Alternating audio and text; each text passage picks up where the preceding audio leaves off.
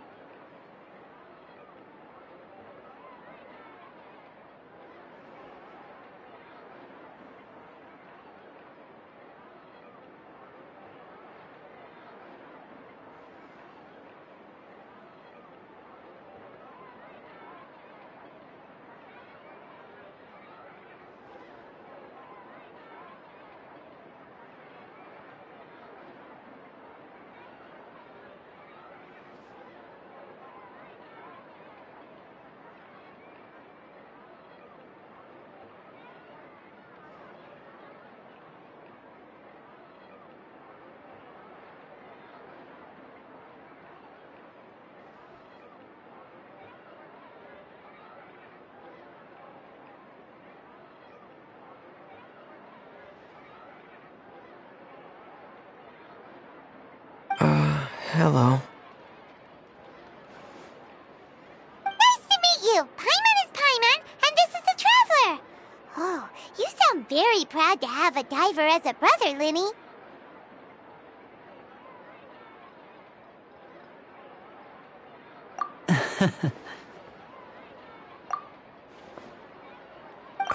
Linny, could you come here for a moment?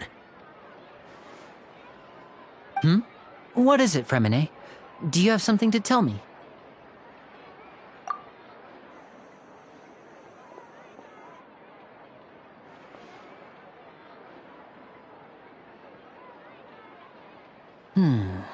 Okay, I see. Is everything all right? Oh, it's nothing. We were just discussing a little housework. Sorry for the interruption. Oh, before I forget, the Traveler and I collected more materials to make magic pockets. Were you able to get any, Fremine? Yes, I went diving and gathered lots of materials. I was about to give them to you. That's our Fremine, always quick with the underwater work. All right, I'll take these to the workshop.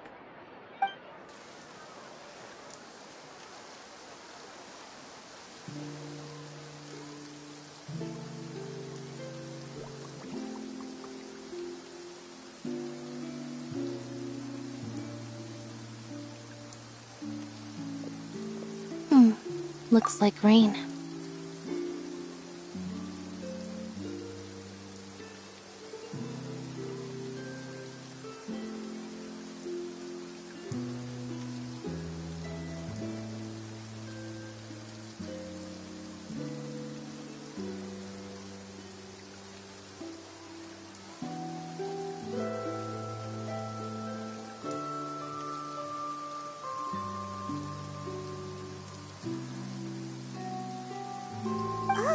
You're right.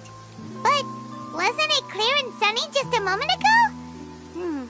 Fontaine's weather sure is weird. I'm afraid that's just how it is here.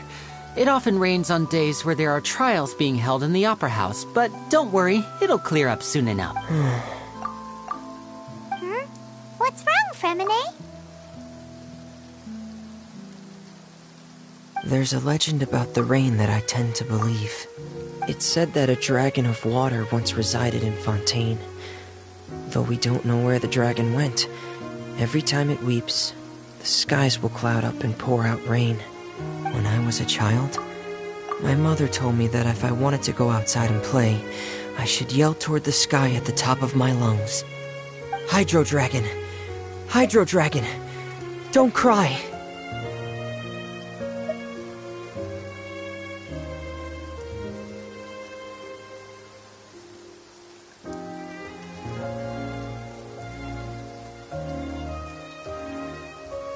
If it's an elemental dragon, then having the power to make it rain wouldn't be very unusual.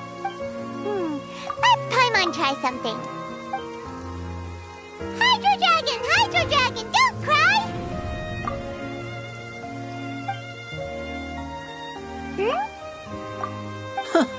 Doesn't seem to be of any use.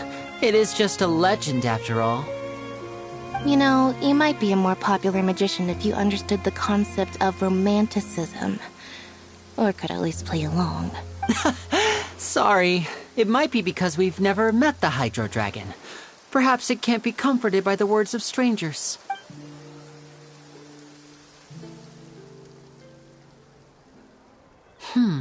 It rained for longer than I suspected. Oh, it's already getting late.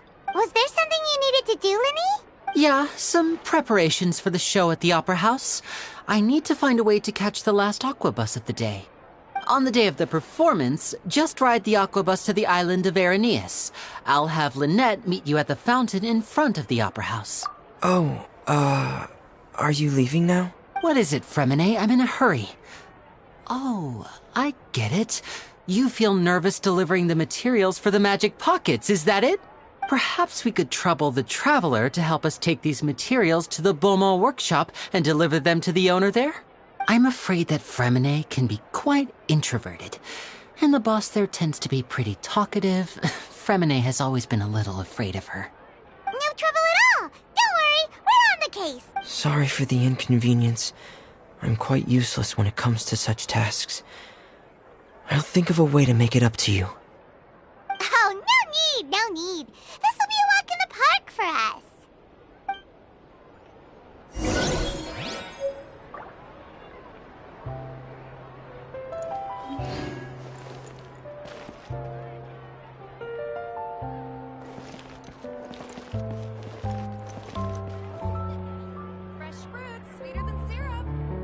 Thanks again, you two.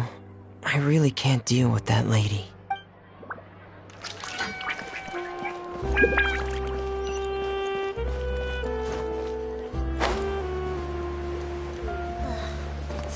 It just keeps getting more bitter.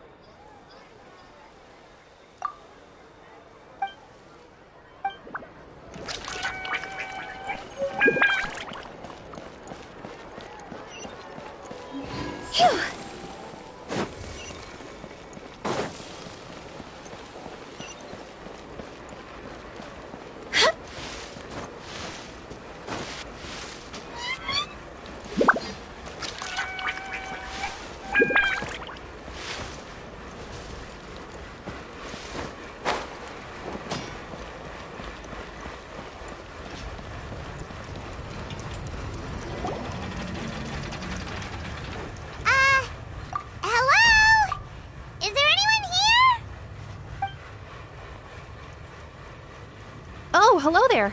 New customers? Looking to buy, or do you need something made? Or perhaps you're just looking for a chat with me. Oh no, we're just here to deliver some materials. Here they are. They're for making... what were they called again? Ah, these must be for magic pockets. I could tell right away. I've already made several orders worth now.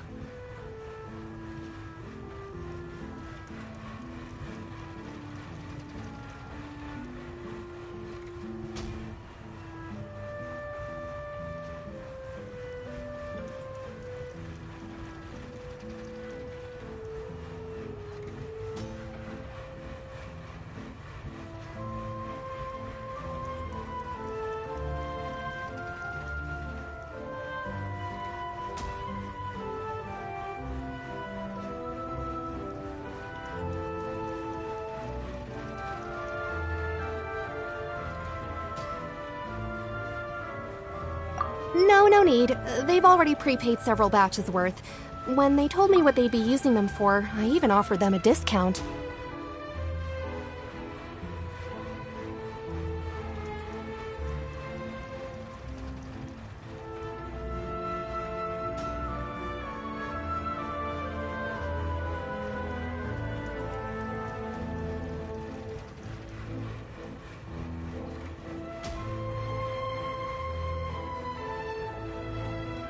But they insisted on paying the full amount, saying that I had a business to run.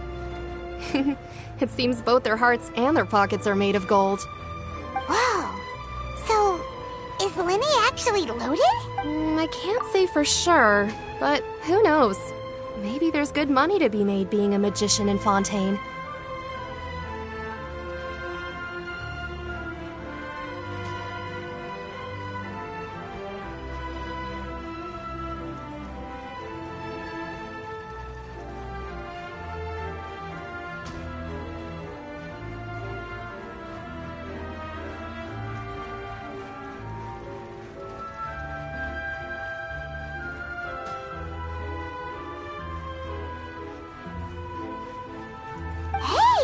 Is this machine what you use to make stuff here?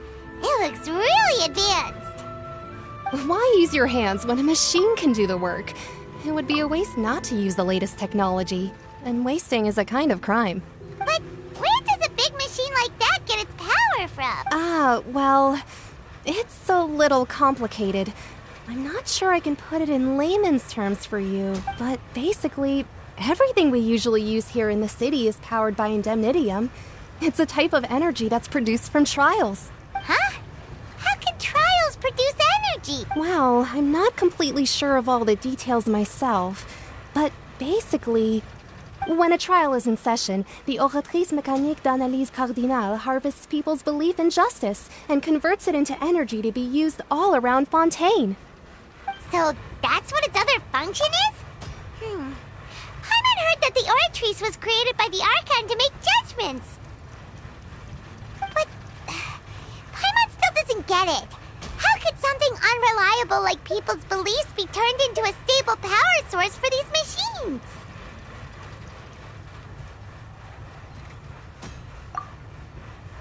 Oh, yeah! So that means the Hydro Archon relies on the machine to take the energy created by belief and turn it into power for all of Fontaine, right? Even though I've never heard anyone really put it that way before, it sounds like it makes sense. Besides indemnitium, we have another type of energy called pneumosia. It isn't produced by the power of the Archon, but it is unstable by nature. Even now, it still cannot be widely used by civilians.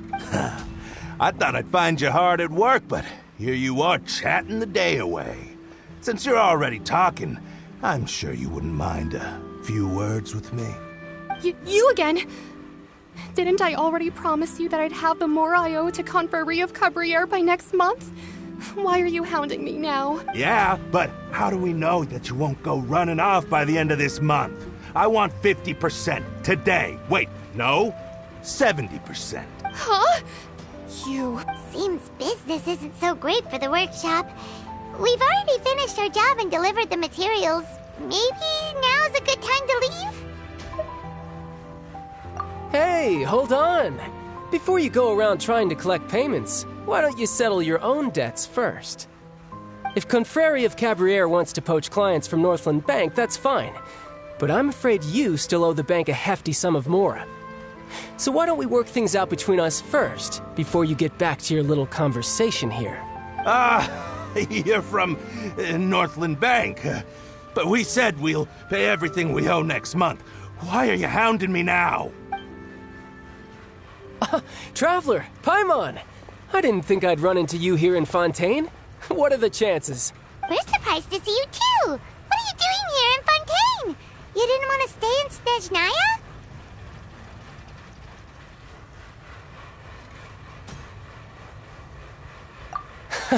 Long story short, I've already been in Fontaine for some time now, and honestly, things have been pretty boring. But it seems that fate brought our paths together today. Not only will I have some good friends here now, but ones who always seem to find trouble. Either way you look at it, it seems things are going to get a lot more interesting now. Pretty sure we'd want to avoid anything that you'd find interesting. Besides, our trip here has gone pretty well so far. Right, Traveler? Hey, you, Northland Bank boy. Aren't you forgetting something? Don't interrupt. It's not often I run into the Traveler like this. Why don't you wait for me over there for a while? You kidding? Aren't you the one looking for us? You really expect us to sit and twiddle our thumbs while you catch up with your friends? Listen to me, boy. If you want your mora, fine. Why don't you come and take it? Hey, I just said not to interrupt. Oh, by the way, Traveler, the last time I took Tonya and Tusser ice fishing, Tusser said, "Hey! That's way over the line! All right, boys, let's see who has to pay up now!" Can you at least let me finish one sentence? Fine. Though the bank told me not to get rough with our clients, you're the ones who started it. This is an act of self-defense. You two will have to be my witnesses, okay? I'm sure this won't take long.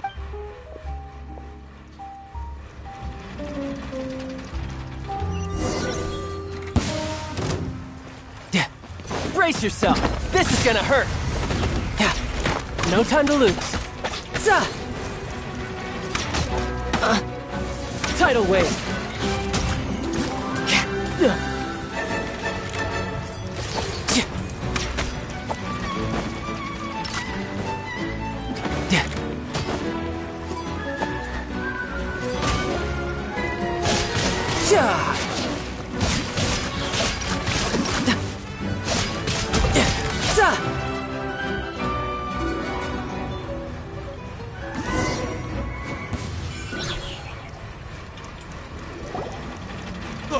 What's your deal, Brad? How are you so strong if you're just a staffer from Snezhnaya's Northland Bank? Wait, don't tell me you're... Oh, now you notice. It's a little late, don't you think? Just make sure you understand that you don't mess with Northland Bank. Got it?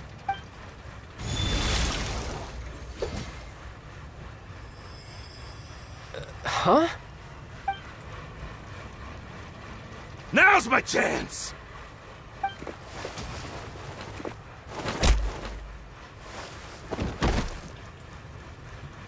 Huh. That was weird.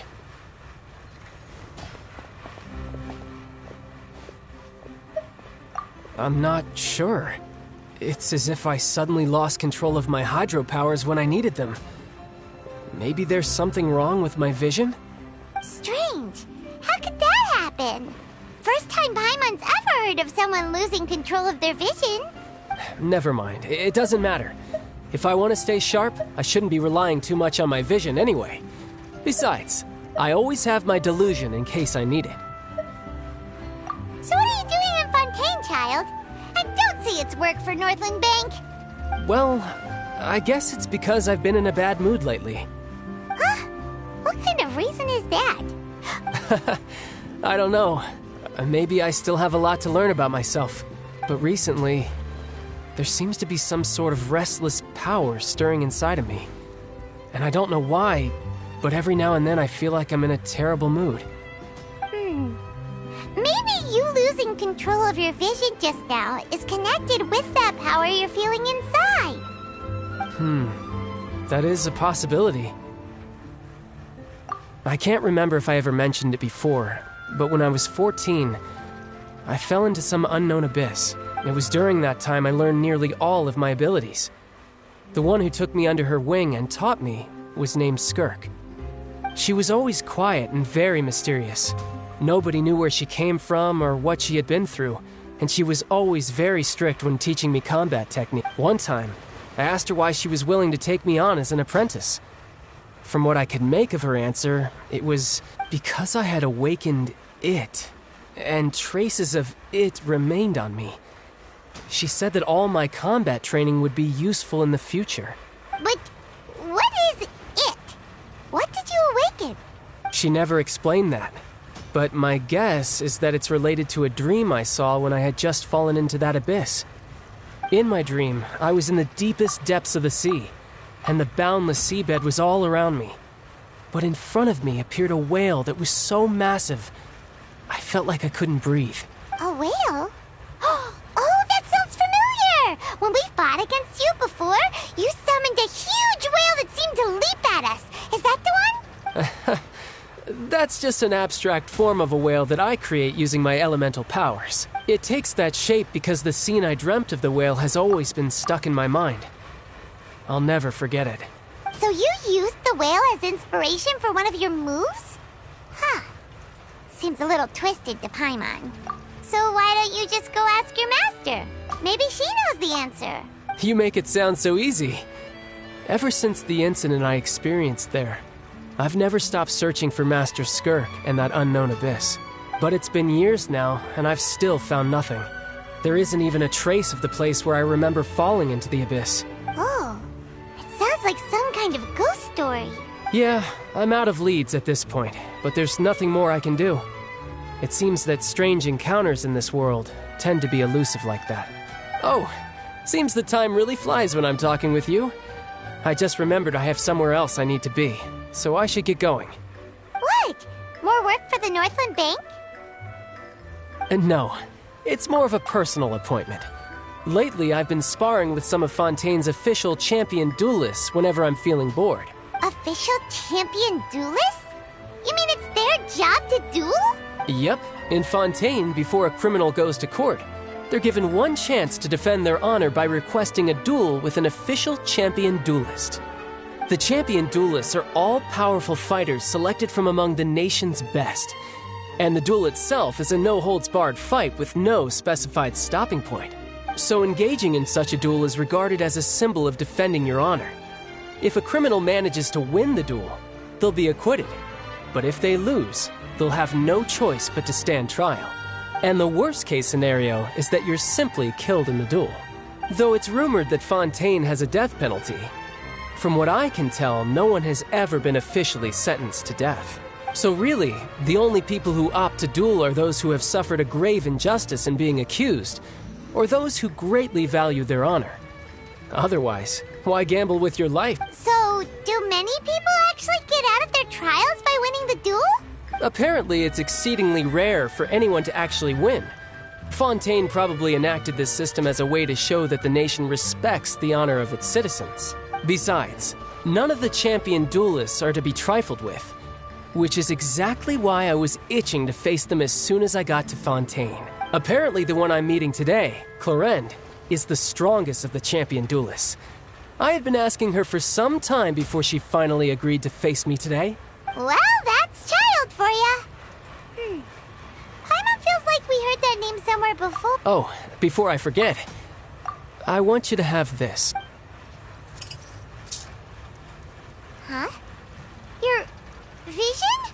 You're seriously just giving it away? I'm just worried that it could become uncontrollable again.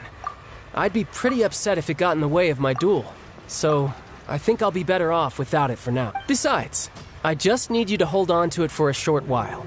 I'll come retrieve it when I have some time later. Paimon knows what you're up to. You just want an excuse to come talk to us again, don't you? Whatever gave you that idea? I'll be in touch later. That sneaky guy. He said he's been feeling down lately, but he seemed the same as ever to Paimon. Well, seems guess we don't have much to do for now. We might as well walk around.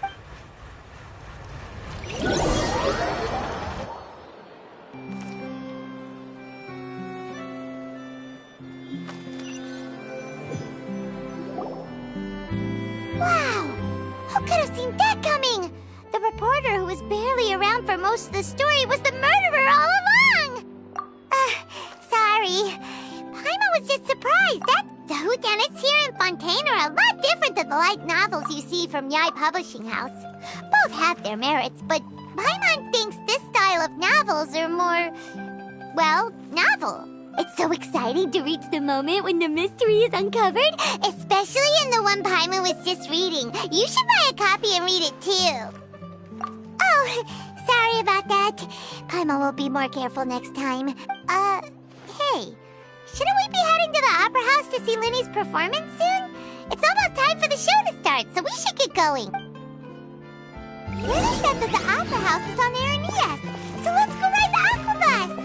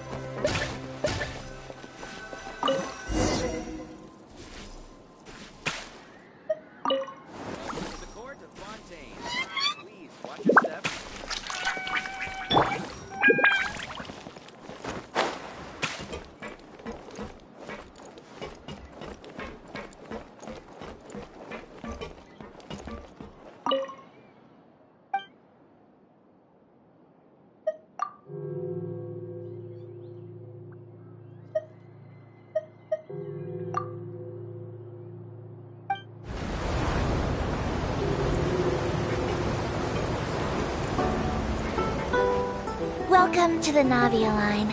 I am Elfan. The boat will be departing imminently. Please do not stick your head, hands, or other body parts outside the boat. The Aquabus operator is not responsible for any accidents or injuries resulting from doing so. Also, please remember to buy the Steambird, though I don't read it myself.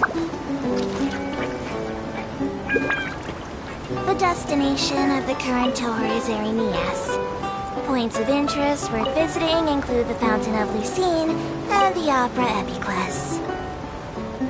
If you look to the left in the direction we are currently traveling, you will see the famous Fontaine Research Institute up in the sky.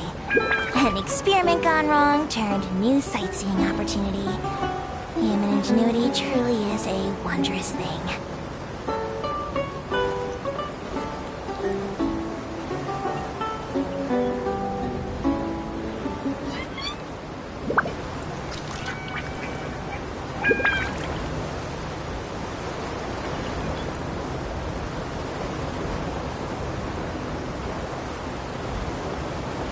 Approaching our final destination. Please be sure to bring all your personal belongings with you as you disembark. Even though I will take any forgotten items to the lost and found, the paperwork is rather annoying, as Melusine hands are not suitable for grasping pens. Please be careful when disembarking. It has been my honor to be your tour guide this trip. Thank you.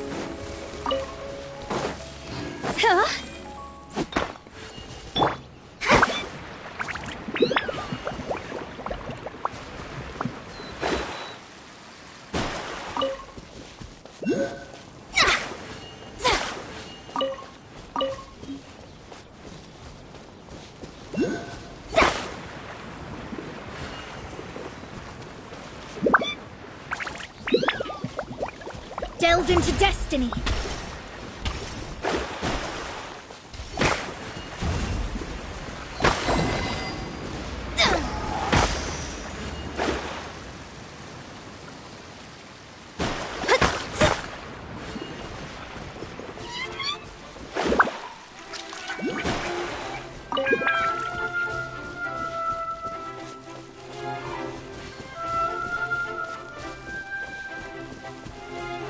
Let me scry.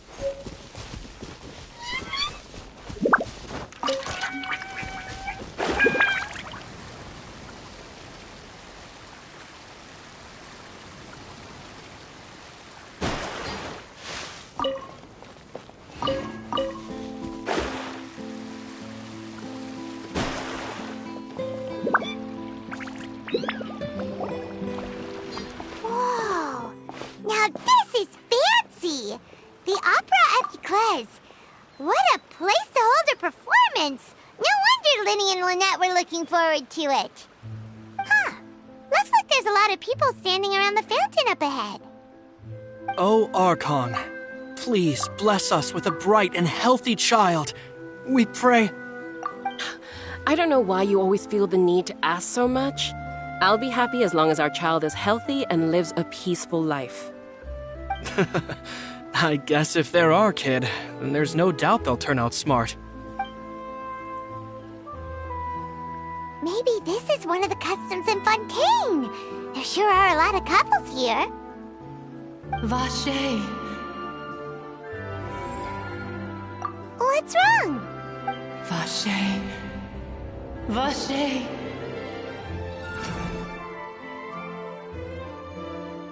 No, Paimon didn't say anything. Are you hearing things? Welcome to the Fountain of Lucine. All the water flowing through Fontaine converges here. It's customary for newlyweds to come here and wish for children. Ah! Lynette! You scared Paimon! When did you get here? Lenny asked me to wait here for you, remember? Right. What do you mean? There are a lot of people here right now. Hey, you're not trying to scare Paimon, are you? Besides, it's the middle of the day. It's not the time for eerie things. I see. I might be able to tell you something that could help explain the voice you heard. In fact, you might not be imagining things at all. I suspect that what you heard is a result of your hypersensitivity to the hydro element. Others in my family have had similar experiences. It's because of her sensitivity to the hydro element? But what would hearing a voice have to do with elemental power? When do you cry, Paimon? Wait, what? What does that have to do with anything? Just answer me. When do you cry? When Paimon's really sad? Oh, and when Paimon's super happy. Oh, and also when Paimon's really, really scared. Then you should understand that tears contain your most intense emotions. Like I just mentioned, the Fountain of Lucine is where all the flowing water in Fontaine converges. Even the tears that fall to the ground will eventually gather here. So maybe what you heard was the intense emotion coming from someone's tears.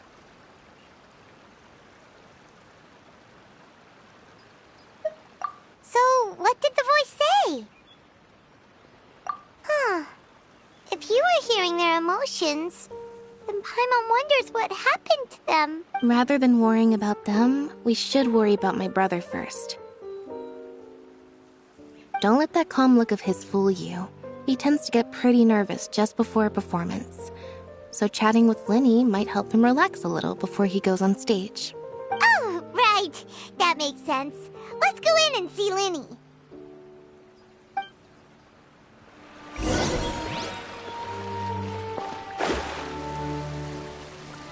I can't wait to see the stars.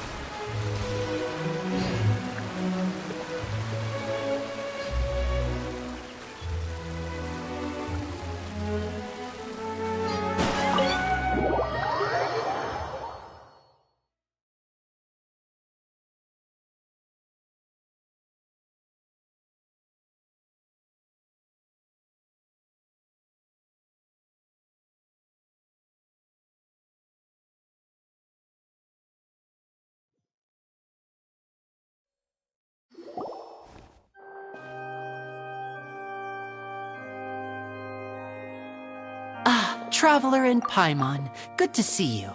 I knew you two would come.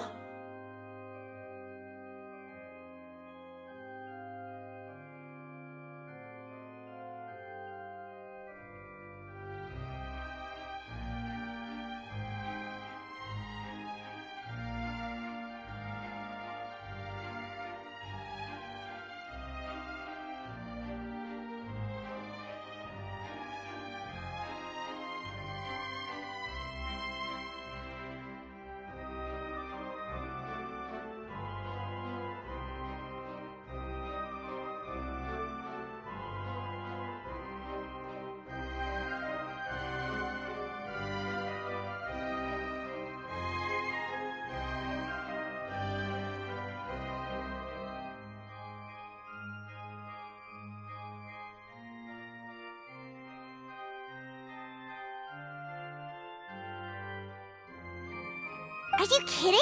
We wouldn't miss it for the world! We've been looking forward to it! I can tell, judging by how early you've arrived. But you're actually right on time. The audience still hasn't started entering the venue yet, which means now is the perfect chance for us to take you to the best seats in the house. Wait just a moment, I'll fetch the tickets.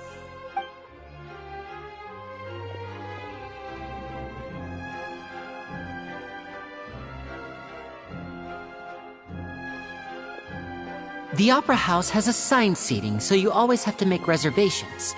I've already reserved your seats, and here are your tickets. Ooh, front row seats! Thanks, Linny! Don't mention it. There's no need to keep thanking me. Hey, Linny!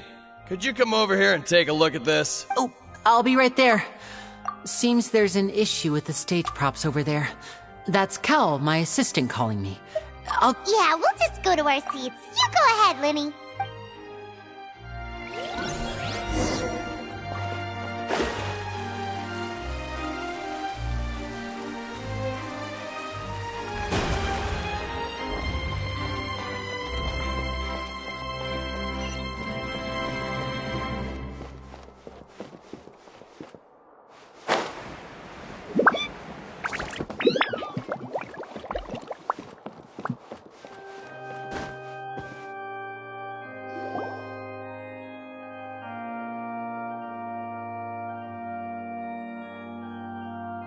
These should be our seats. Come on, let's sit down.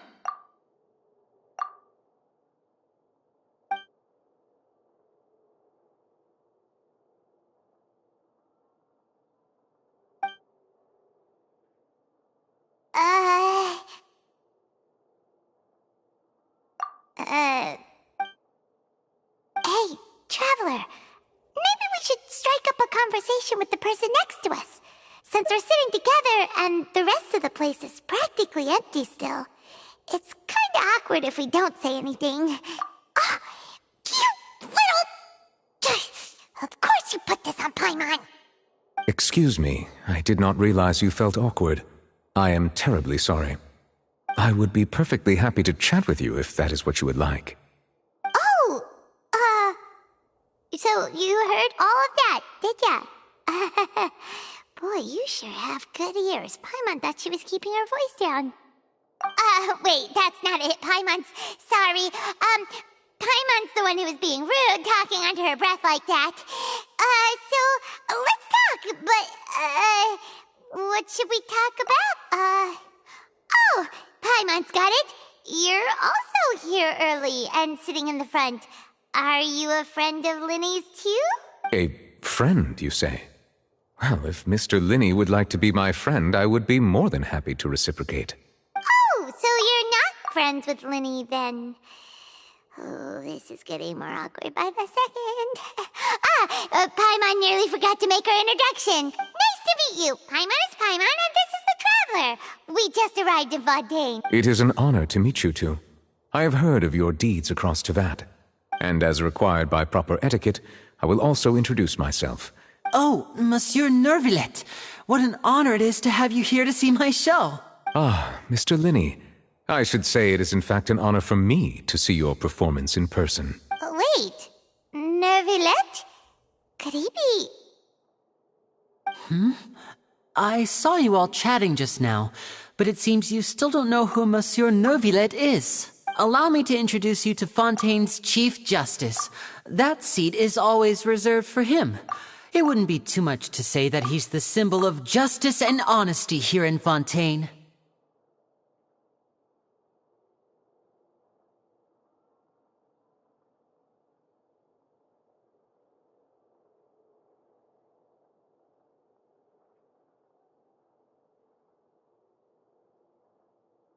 Ooh, sorry for being so rude just now.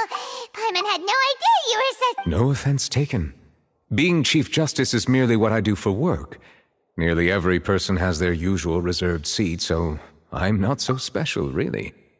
And by the way, I should probably let you know, even though I would prefer not to, there's someone sitting up there in the VIP seats that has been striking a pose for quite a while now. I believe she is trying to give you a most elegant and impressive first impression. So I think you should take notice of her sooner rather than later. Otherwise, she may become flustered. Huh? Oh, it's Farina, the Hydro Archon. Huh. She sure has a smug and satisfied look on her face. Guess she has no idea that you saw right through her act. Very good. That is for the best. No need to pay her any more attention. We may now enjoy the show. Huh? So is this what things are like between the Chief Justice and the Hydro Archon? All right, please wait just a moment longer. I've pretty much finished my preparations, and the performance will start as soon as the audience has made their way to their seats. Yay! The show's finally about to start! Paimon can hardly wait! Paimon's never seen a real live magic show before!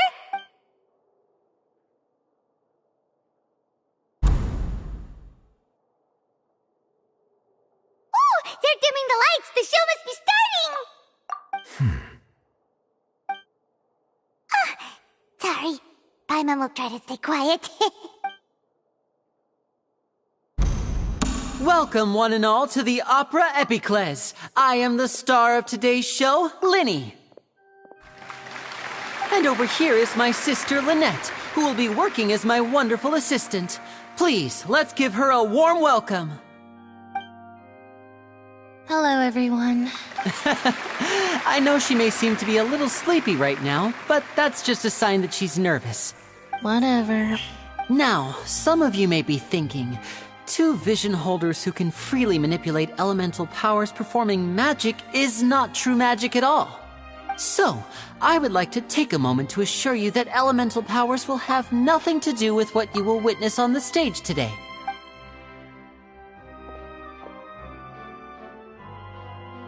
Both Lynette and myself have removed our visions for the show. That way, even the gods won't be able to help us. Oh, good point.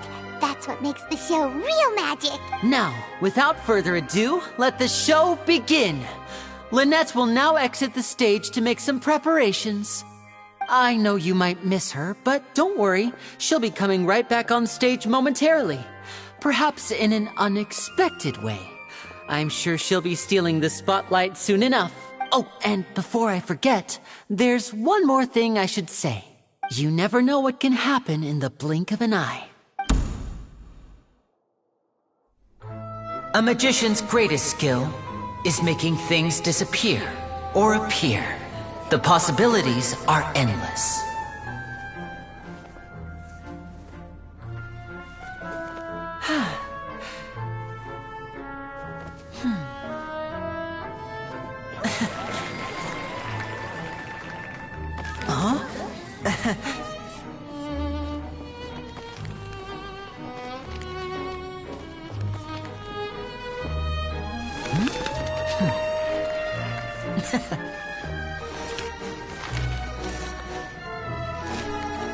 But this isn't what you came for. These little tricks, you've seen them all before.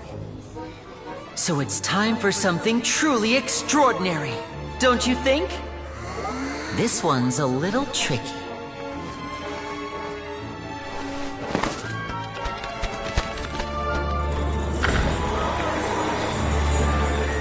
Using this water tank, I shall make my sister vanish completely, right before your very eyes.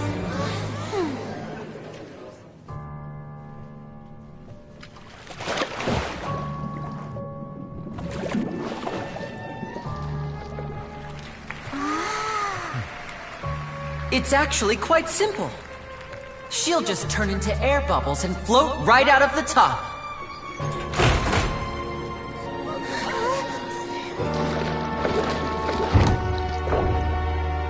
Oh no! I told them to check all the props carefully. With the lid on, even air can't escape. An amateur magician would be getting very nervous right around now. Luckily, it's me on stage, so let me show you what a true virtuoso can do.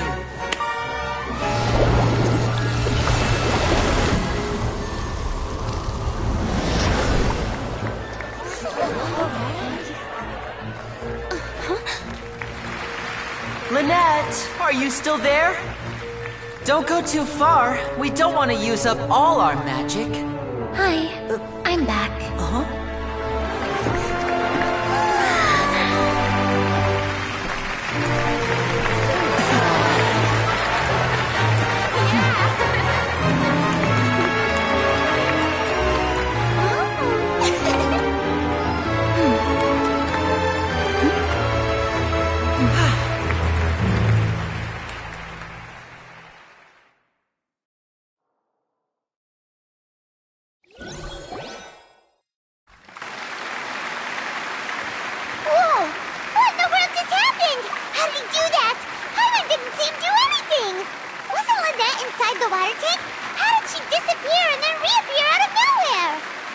If we could see easily through his tricks, then that would mean that his skills are still lacking. To appreciate magic, you should focus on the show happening on stage, rather than getting caught up in trying to see that which has been intentionally hidden. Guess you're right. Paimon couldn't believe her eyes when Lynette reappeared. Amazing! Thank you everyone. I'm glad you enjoyed that performance. But our magical journey has only just begun. I've prepared even more astonishing surprises for everyone here. The magic of transformation and disappearance can go far beyond what you've just seen. I'm sure many of you are thinking that escaping the water tank was impressive enough. But Lynette is still my assistant after all. In which case, I have ample time to make all necessary preparations. So, for my next trick, I will require the participation of one lucky audience member. Please, if my assistants could bring out the magical boxes now. There are 2 boxes, and only 2 boxes. One is here, and one is there in the aisle among the audience. I'm sure many of our clever audience members have already guessed our next magic trick. Our lucky audience member and I will each enter a magic box. After 1 minute, we will each emerge from the opposite box. Now please, everyone pay very close attention to the box you see here. Don't give me any chance to make a move. Wow! How's he gonna do this? Hey, do you think this is all magic tricks, or does Lenny... The lucky audience member will be generated by this random number selector. It selects numbers entirely at random. Even I don't know who will be chosen to participate. Now then, let's begin. Let me see. Oh, row 7, seat 3. Congratulations! Please, come forward. My assistant will take you beside the magic box. I'm sorry, it might be a little cramped inside, but no need to feel nervous. We've carefully arranged everything for you to be as comfortable as possible. You don't need to do anything, but no matter what strange things may happen, don't come out of the box. If the magic is interrupted, who knows where you might end up?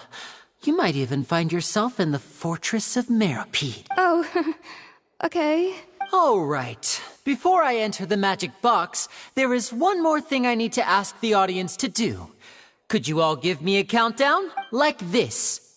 60, 59, 58. Just keep counting down. You can go a little faster or slower if you like. I won't be able to see anything in the pitch-black box, so I'll be relying on your voices to know when time is up. Oh, and no tricks now. If you quickly count from 60 in just 30 seconds, then I'll be in a tough spot. Ooh! Paimon kinda wants to count No, that won't do. I can see it in your eyes. You still can't be trusted. Let's practice together. Come on, repeat after... 60! 59! 58! That's right, perfect! Keep it going! Alright, I'll see you all on the other side once you've finished counting. 54, 53, 52? Why aren't you counting, Nervalet? I am counting in my head. I think things are exciting enough in here as it is. Merely a consequence of my identity and personality. Do not worry about me. Oh, alright. You look so serious that Paimon thought you might be feeling uncomfortable or something. 40! 39! 38! Mr. Linney, are you all right in there? Is everything ready? Yes, I'm fine. I'm just double-checking the direction of the magic. It would be a disaster if we get sent to the wrong places. For example, mid-air right above the audience. Even though he's saying that, Lenny doesn't seem nervous at all. What was that noise? Did you hear it too? Not sure. Anyway, it doesn't seem like anyone's worried about it. 25! 24! 20! What's wrong, Mr. Linney? I can still hear you moving in there. I seem to have accidentally knocked over a decoration. I'm trying to fix it, but it's pitch black in here. Never mind the decorations. There's no time for that. The show is what's important. No, that's unacceptable. I want my show to be perfect. Don't worry, we still have 20 seconds. Hear them counting? 19! 18! 17! It seems things aren't quite going as planned. It feels like you're all starting to count faster, but that's all right. I know it can be tiring to do such a long countdown. 10 seconds and change is still plenty of time. 10! Almost there now. Whew. Swapping two people is harder work than you might think.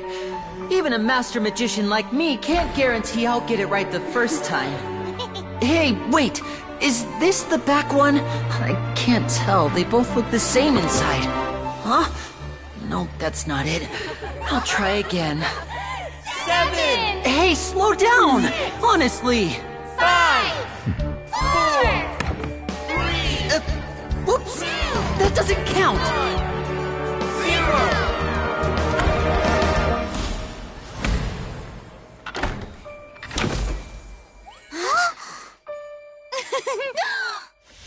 Ta-da!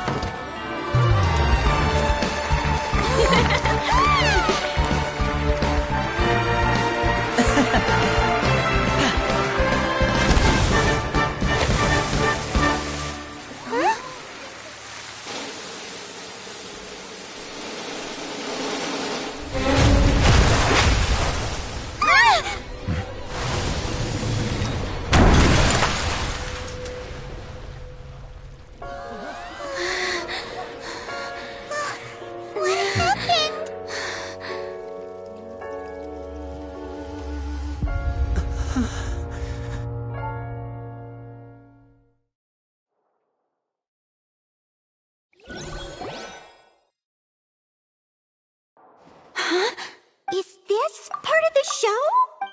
Mr. Lenny, you're going to use magic to fix the stage now, right? What happened? Oh no.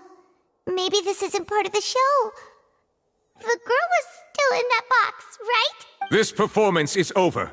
Medical staff with me. Guards, secure the scene and detain all the performers. Seal the exits. No one. Yes, that's right. If this was just an accident, then we must investigate the cause. But if this was all part of some scheme, then those accountable will not escape the judgment of— No need to be alarmed, you two. We'll get to the bottom of this soon enough.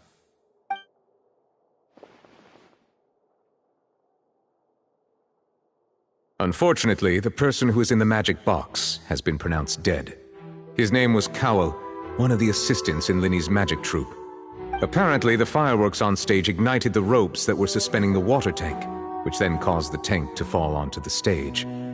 As of now, we are still not sure why we found Cowl in the box, rather than the guest from the audience. And after an initial search of the area, the guards have confirmed that the girl is nowhere to be found.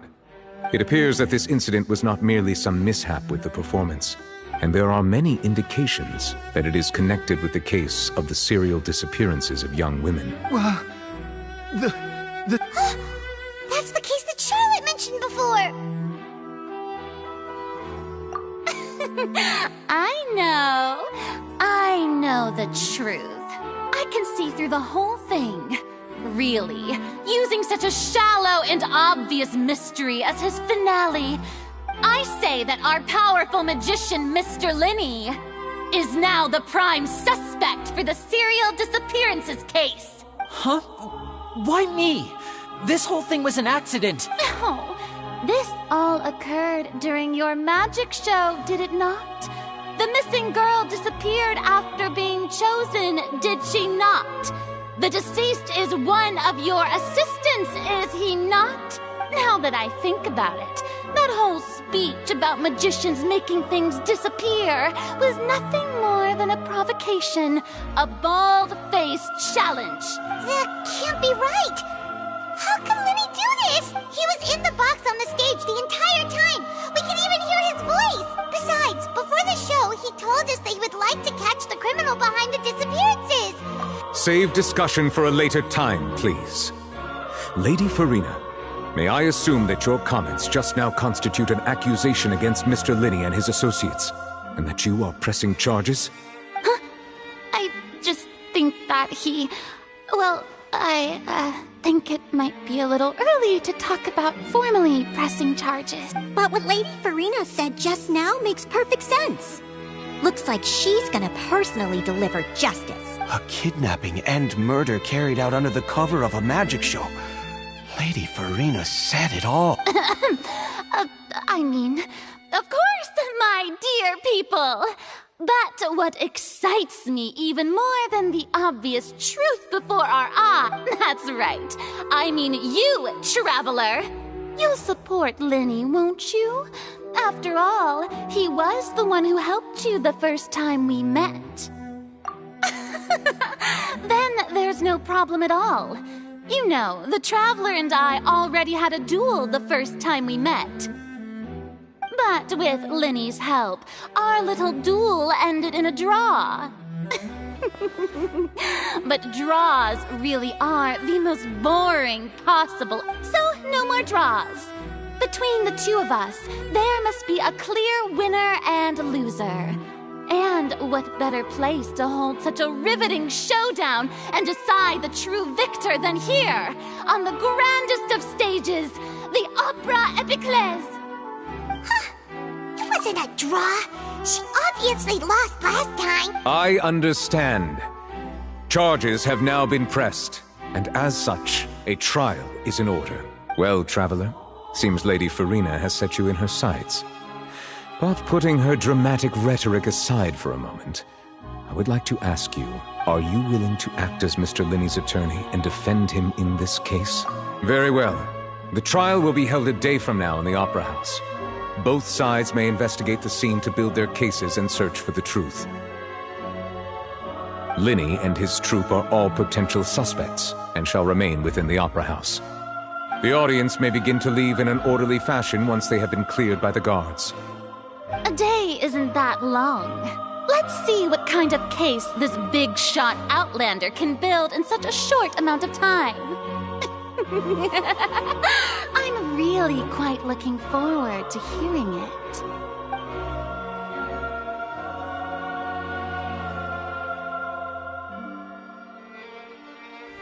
Lenny! Sorry about everything that happened just now. Were you frightened? Of course! Who wouldn't be scared after witnessing an accident like that? Yeah, I'm a little shaken up myself. How could this happen? And poor Cal. I know you already claimed that you would defend me, but now it's just us talking. Tell me, do you think I could possibly be the murderer? Good to hear. Thank you so much for trusting me. I'm sure everyone sees me as the biggest suspect at this point. But if you ask me, the whole thing is mysteries layered upon mysteries, such that all that's left is confusion. I don't know whether what happened there on the stage was purely an accident or not, and I don't know why poor Cal was in the box. As for how that girl chosen from the audience could suddenly disappear, I'm afraid I don't have any answers either. If someone tampered with my performance, then we need to figure out what they did. Even a skilled and knowledgeable magician like myself couldn't pull all that off in just 1 minute. Which is precisely why we need to investigate! As this book says, the impossible could not have happened. Whatever happened must have been that which is possible. Paimon bought them when we were reading at the bookshop in the city earlier. Pretty cool, huh? Don't worry, Paimon used her own savings to buy them. It wasn't from our travel funds. I think they look cute on you, Paimon. You have good taste, Lynette! That's the right attitude. Feeling depressed isn't going to help me now. I need to get back to my normal self. But with the guards watching our every move, it's going to be especially difficult for Lynette and I to prove our own innocence. Good thing you agreed to be our attorneys. Thanks for that. We'll be counting on you. Yes, thank you so much. Yeah, just leave it to us. Oh, since we're going to start investigating, Paimon has a question first. Where did Lynette go during the performance?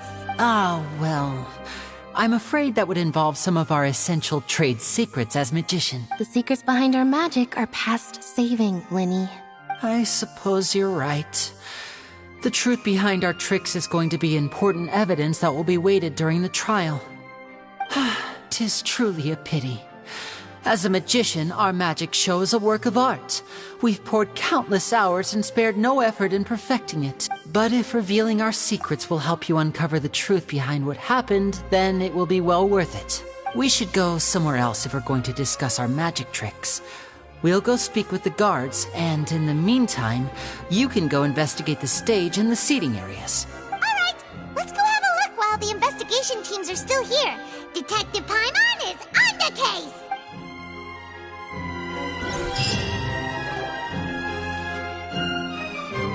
Hello, officer. How's the investigation going?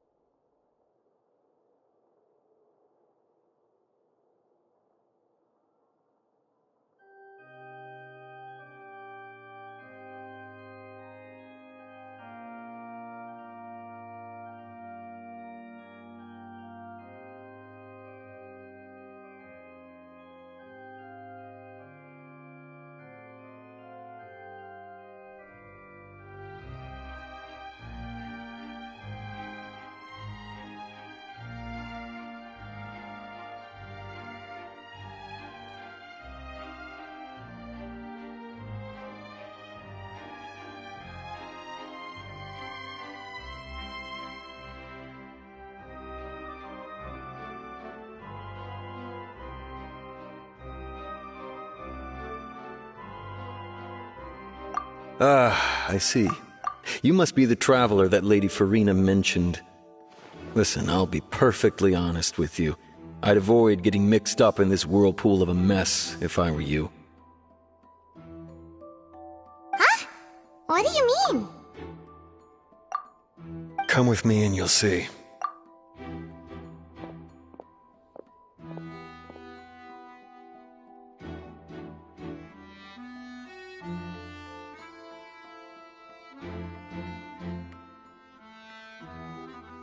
The deceased is one of Linny's assistants, named Cal.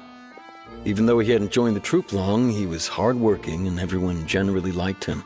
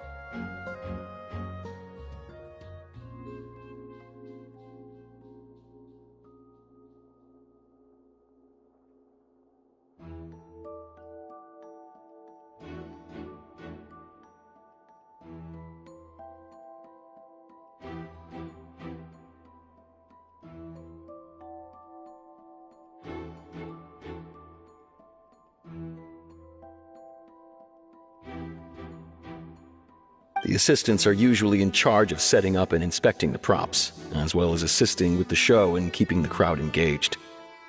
As you probably saw when you were in the audience, the water tank suddenly fell and smashed the box with Cowl inside it. This is the real mystery. We've already searched the scene and were unable to find any traces of the girl.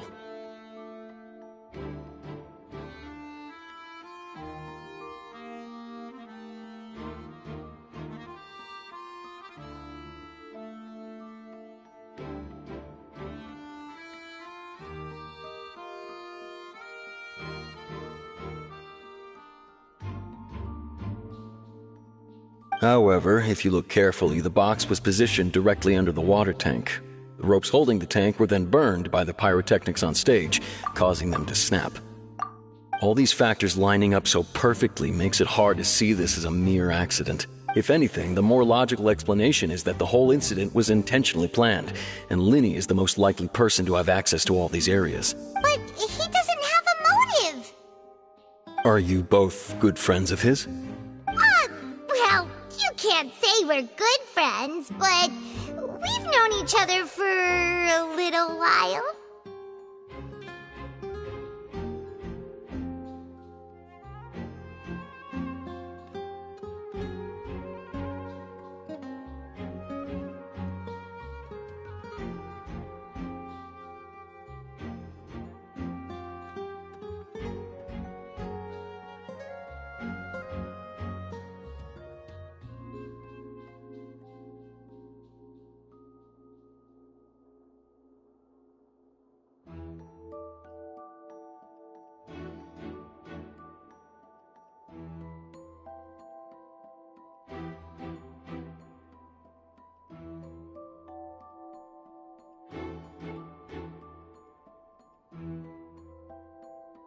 So in just a short time, he was not only able to win your trust, but even convince you to act as his attorneys.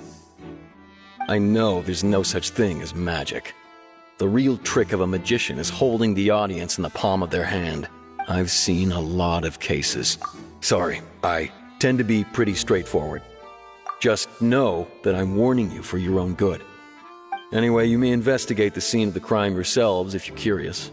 Who knows, maybe you'll be able to come up with some new evidence.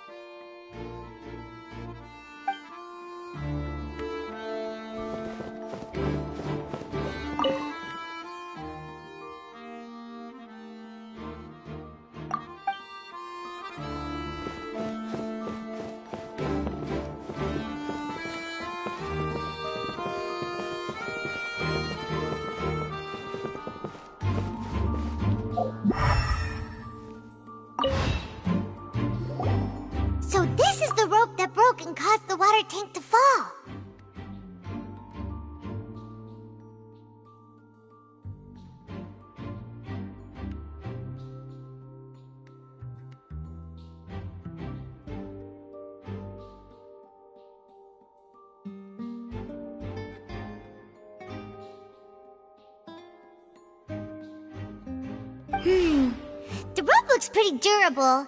How can it be burned through so quickly by fireworks?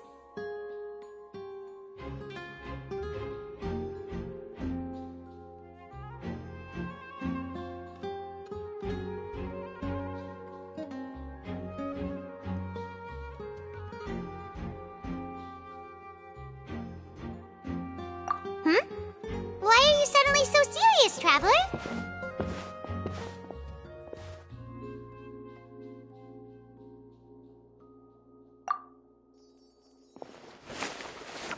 Whoa! Look! This bit is made from different material! Most of it was burned away, but there's still a little bit of it left. Huh. So if a rope meant to hold something was made with that kind of material, then that means... Wait! Paimon should write all this down! Let's take notes!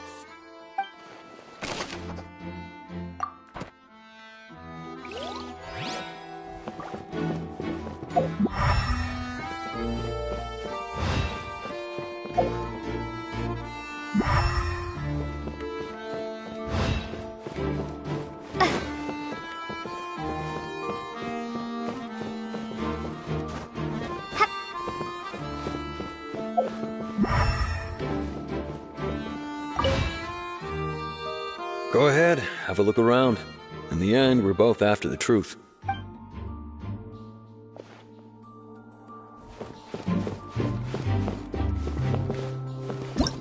Whoever the murderer was... This rope?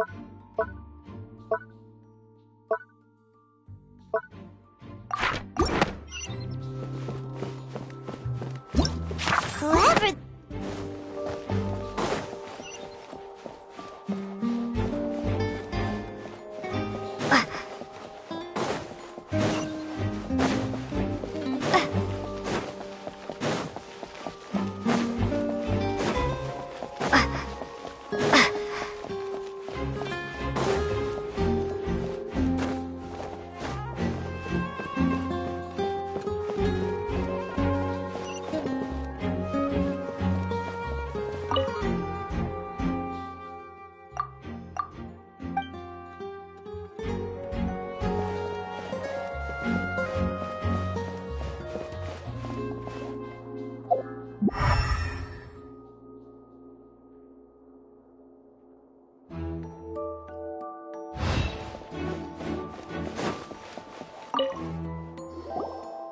I see that you're investigating the area.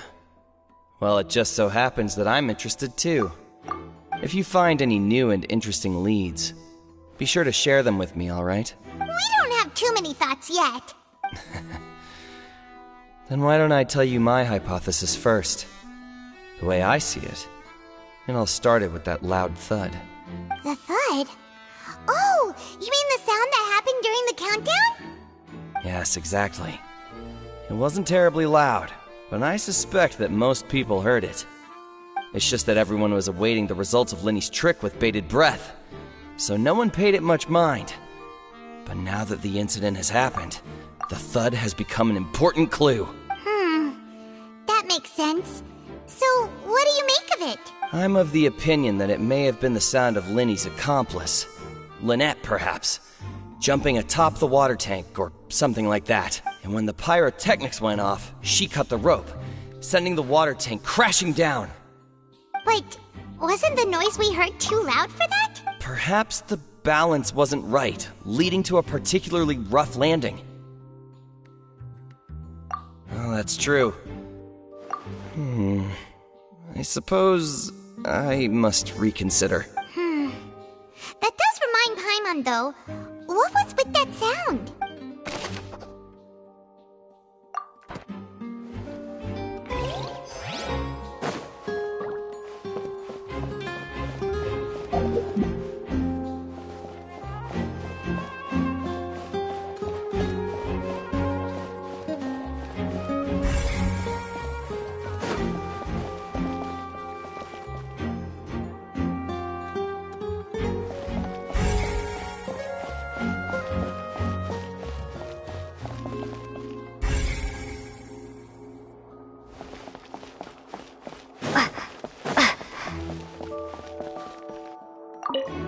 Lenny's still talking to the guards.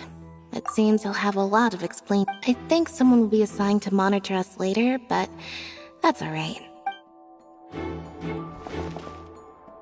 Lenny's still talking to the guard. I think someone will be...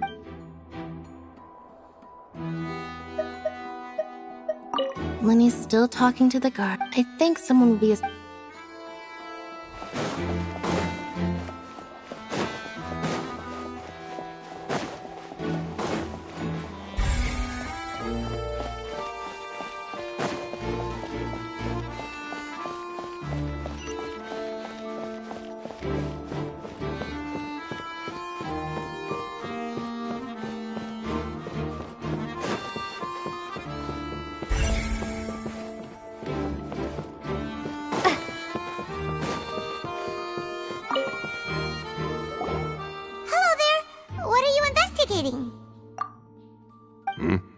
Oh, this location has also been cordoned off because the Magic Troop members are currently considered prime suspects.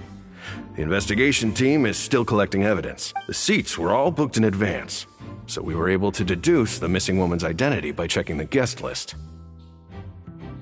Sure, it's not like this is confidential information. We will publish it later anyway when we petition the public to help us find the missing person. Her name is Halsey. She's a painter from Fontaine who's made a bit of a name for herself.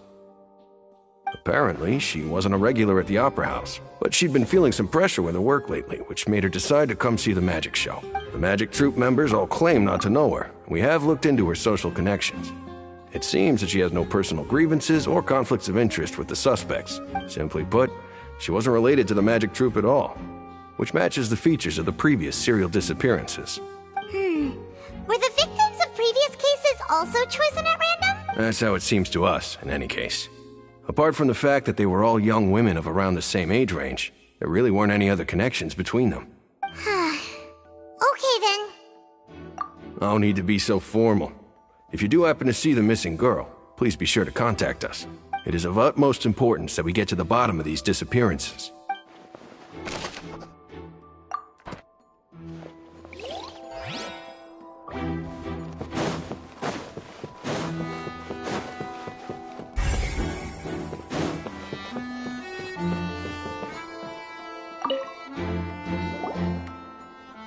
The investigation team has some new findings. Turns out there's an issue with the random number selector after all. See, I told you. What if the machine picked some big guy's seat? You think the murderer would have still made his move then? Sorry to interrupt, but we're helping Lenny and Lynette with their side of the investigation. What were you saying about the number selector? You're trying to help them? That'll be a tall order. Lenny used the machine to pick a random member of the audience during his performance, right? The lucky girl that later disappeared. Well, we thought there might be a serious problem with the machine, so we had it taken away for further inspection. It turns out that the seat number it picked wasn't random at all. The machine picks that same number every time. I'm sure you already know that you have to make a reservation in advance to get a seat, regardless of whether it's a trial or some performance. In other words, Lenny knew who would be sitting where from the very beginning. That much checks out. Lenny reserved our seats for us too. That you see why I was saying it'd be tough to make a case for Lenny. Even though it's bad for Lenny's case, Paimon had better write it down.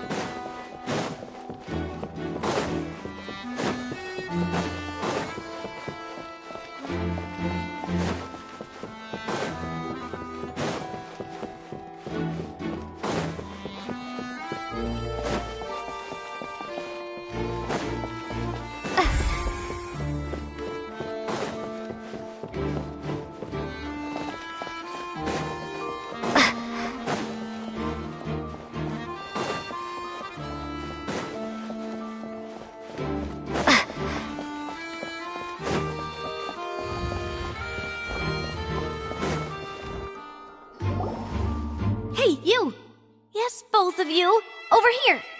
I've been keeping an eye on you for a while now. Huh? You mean us? That's right. If I'm not mistaken, you're also among those who wish to cut down the thorns and pursue the truth. No? And by the looks of it, you're not from Fontaine. Well, you're right on the moor about that one, but who are you? Have you never heard of the Spina di Rosula? From mediating disputes and providing protection to solving conundrums, you name it, Spina di Rosula does it. And I, Navia, have the honor of being its renowned president. Though those who play by our rules call me boss. I'm Silver, her attendant. Pleased to meet you. And I'm Melus. Demoiselle's various daily needs and affairs are under my purview. Huh? Boss? Demoiselle? What gives with the names? Well, I am the second generation president. Melus and the others are still used to my previous title. My apologies, Demoiselle. Should you prefer, boss, I will endeavor to use that instead. No need. You don't have to call me boss. Just Navia is fine. Okay, if you say so. Not that we're members of Spina di Rosula anyway. All merely trifling details. Never mind. Now, back to the situation at hand. That's right. I've always kept an eye on the serial disappearance cases. My interest stems from a matter back from my father's time. Judging from the look of things, I find Linny an unlikely mastermind. Really? We think so too! That's why we're looking for clues now. But how did you come to that conclusion? Intuition, naturally. My unparalleled intuition. Farina sure was quick to point the finger at Linny without any decisive evidence whatsoever, wasn't she? But that's not uncommon for her. If you remember, the Justice had to interrupt her and ask if she was pressing charges just to keep her from getting carried away. Anyway, a trial begins the moment someone levels charges. And, of course, there was no way Farina was going to back down in that situation. Sounds more like you just don't trust the Hydro Archon. Well, what's your opinion? I must admit that she can be interesting at times, but liking her doesn't mean that I'll blindly agree with her. All right, I've answered your question. Now, it's time you answer mine. Wait a minute, did that answer count? Well, I say it does. But don't worry, you won't hear any pointless questions from me. In your opinion, do you think it's right to treat a trial like it's an opera? Well? And why would that be?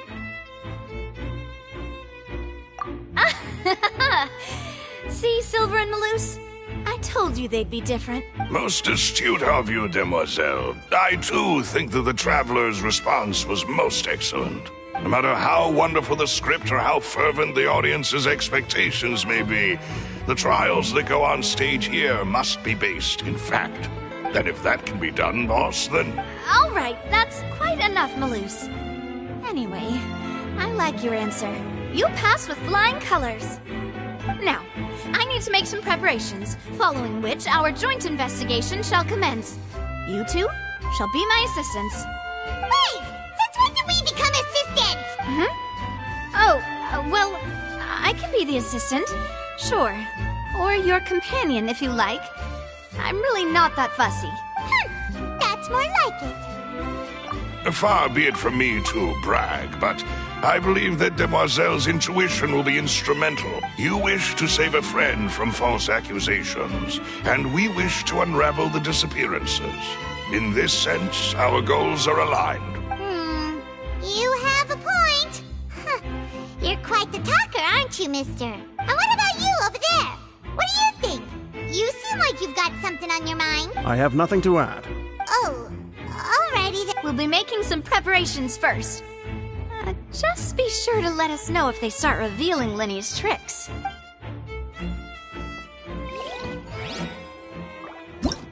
Whoever the murderer was... What?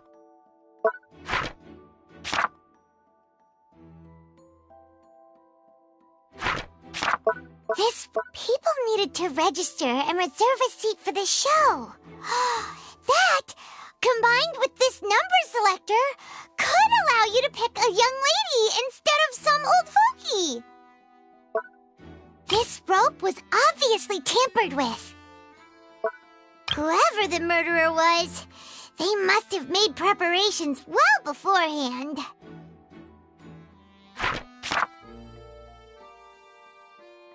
Gosh, no wonder. Why would it be him? How strange. Gosh, no wonder the serial disappearances never got solved. We all heard that noise, didn't we?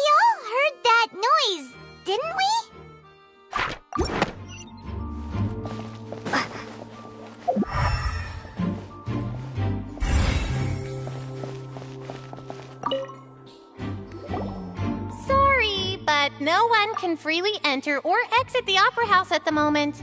If you wish to leave, you must register your identity with us first. No, we're not leaving. We're representing Linny and Lynette as attorneys, so we're investigating the case. Were you always guarding this entrance? Yes. After the Chief Justice gave the order, everyone coming in or out must undergo a strict inspection. So, the missing girl couldn't have left from here. At least, not from that point on. I doubt there was much opportunity then, either. How can you be so sure? Well, because I was in charge of security near the entrance at that time. I couldn't see Linny's performance from here, which was quite a shame. Just my luck. But still, I did not abandon my post, and I stayed put no matter how loud the applause was. If someone had so much as even approached the door, I would have noticed it, let alone if they had tried to leave. We Melusines are good at that sort of thing, you know. So, it's safe to say the girl couldn't have left through here. Alright, thank you for your help. This'll be useful info.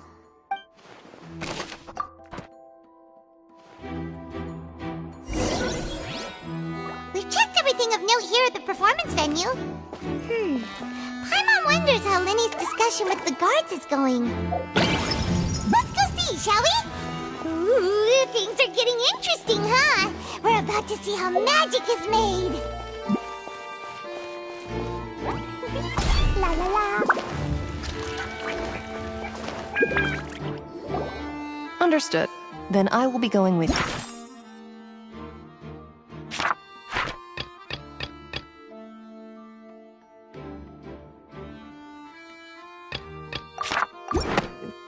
Just so you're aware, I will be monitoring your actions and making notes as necessary. Very good. Thanks for being so agreeable. I'd pull a rose out of my hat as a gift for you if I could. You may spare the pleasantries. I'm just doing my job.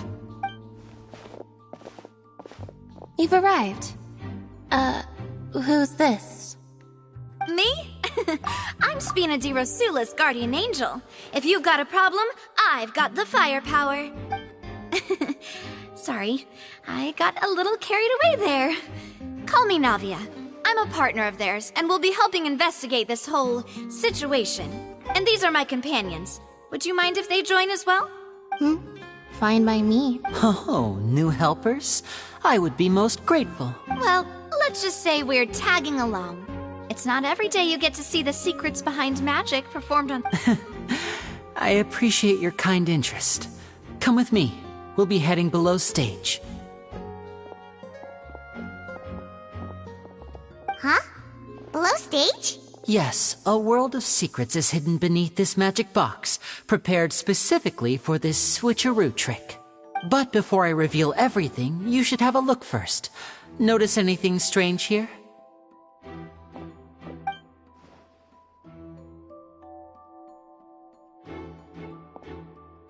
I'm not trying to be dramatic. Remembering the details of a trick will help you understand the methods used to perform it more easily. Huh. Weren't there balloons and other decorations here? Where did all that go? Ah, good eye. That said, you're still far from discovering the answer. The back? You mean the inside of the door? What's different about it? Paimon didn't notice. Very good indeed. I thought you might not be able to catch that, given that you were sitting in the first row. The back of this door was patterned, Those patterns are now gone, replaced by a smooth wooden board. So, if you put 2 and 2 together, what do you get? Exactly. All right, let's go. I'll tell you how it works as we head down. Oh, so there was a passageway under the magic box! I knew you'd figure out most of it as soon as you saw this place. The 2 magic boxes are positioned right above the 2 entrances of the tunnel. See this flatbed trolley? The box with the lucky audience member in it would be shuttled over to the other side using the trolley. This trolley can raise and lower and even rotate, ensuring that the box will face in the right direction. I see. So that's the purpose of the box inside another box. Precisely. The inner box would descend after the audience member was put inside and be moved along the trolley, all while the outer box would remain on stage as if nothing had ever changed. So that's how you did it!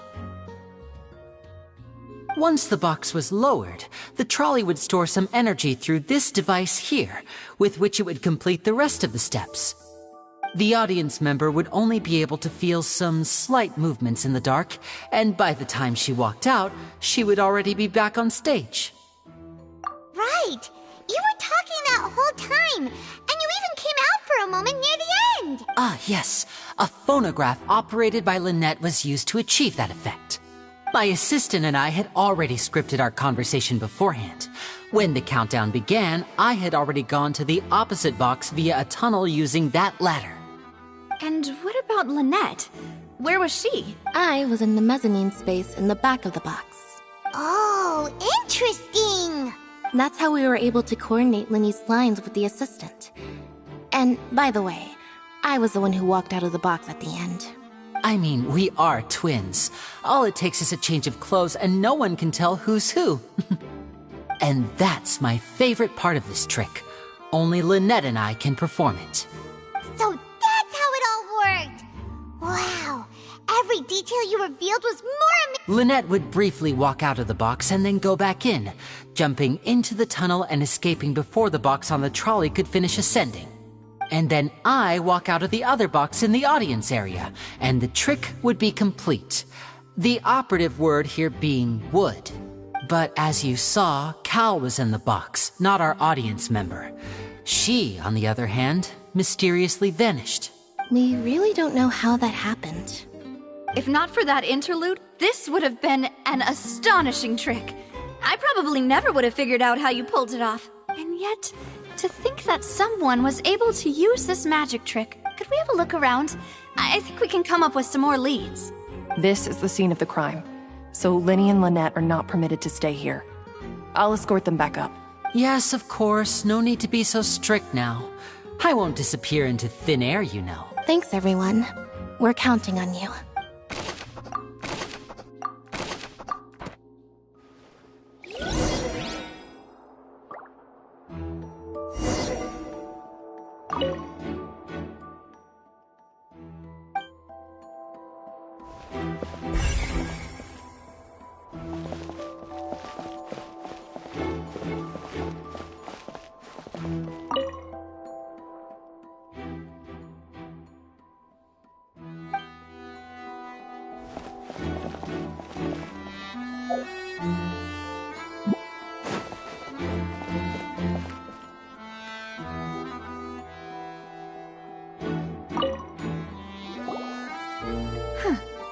What's this?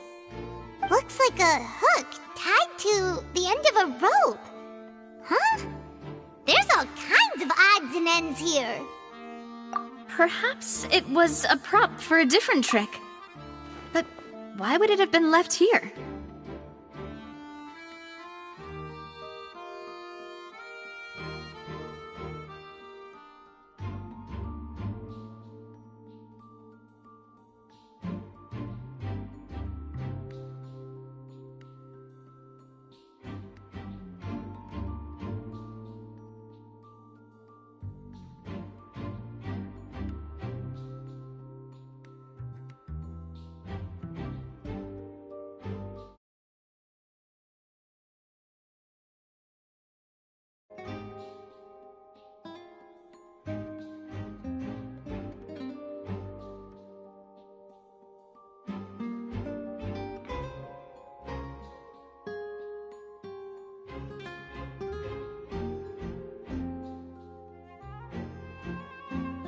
Whatever it is, let's make a note of it first.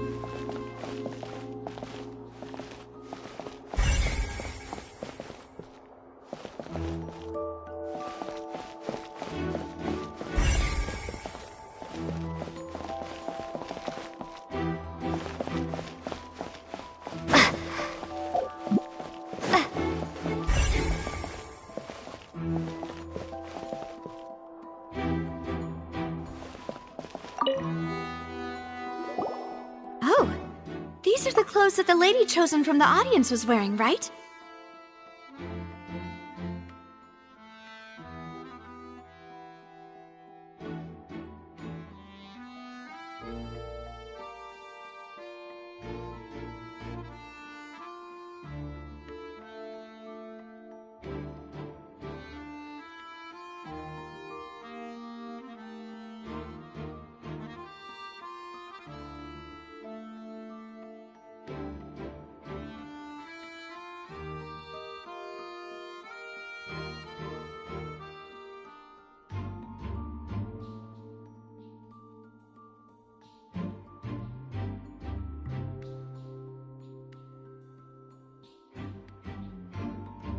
Her clothes are here, but she's nowhere to be found.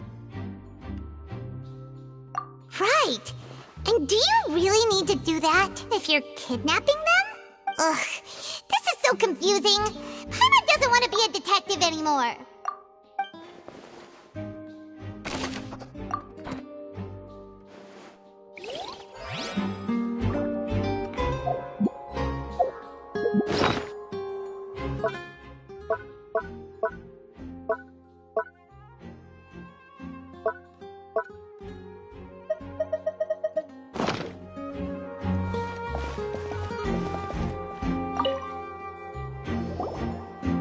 The floor is wet. Please be careful not to slip. Speaking of which, why would there be water here? Oh! Paimon knows! It's one of those tricks where you pour water into a jug and then flip the jug over only for the water to disappear? And here's a broken vase! Huh. Did the trolley knock it down while moving? that can't be. The trolley moves along tracks from start to finish.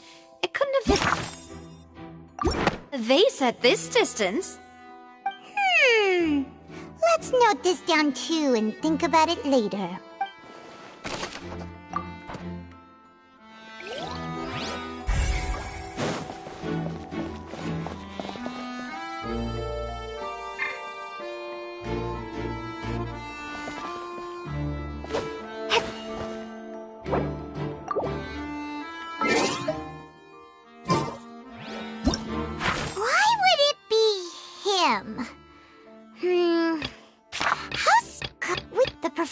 Would not have been visible from where the doors were guarded. If Paimon were on duty, she would have snuck back into the audience seating. Well, there was no chance Paimon could have seen that the box had 2 layers. We all heard... And that's why only the 2 of them can perform this trick. Digging a tunnel just for a magic trick? Whew, that must have been a lot of work. Whoever the murderer was, this is probably a prop too. Oh, looks like it could hook onto a lot of things. Like the Traveler's fishing rod! This flower vase is probably a prop for the show. But it also could have been used in the crime. Paimon doesn't get this at all. You think about it for a bit, Traveler.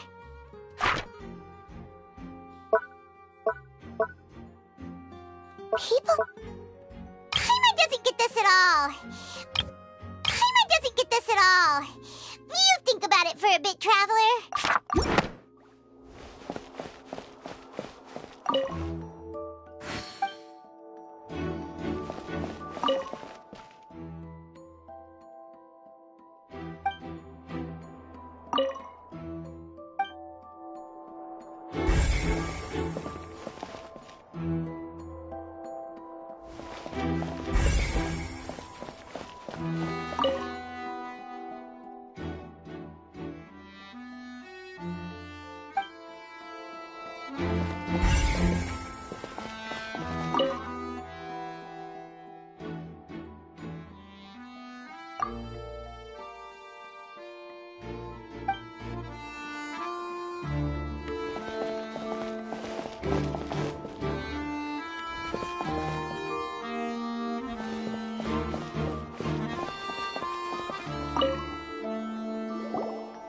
What is this place?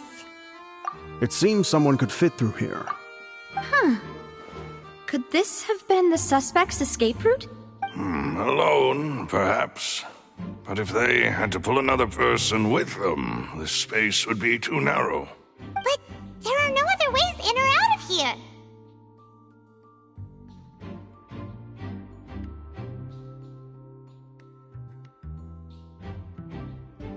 Oh, you're right! Let Paimon write that down.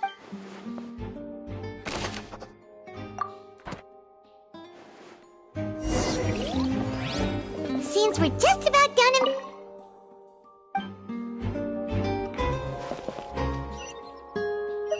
Yes, let's head back up.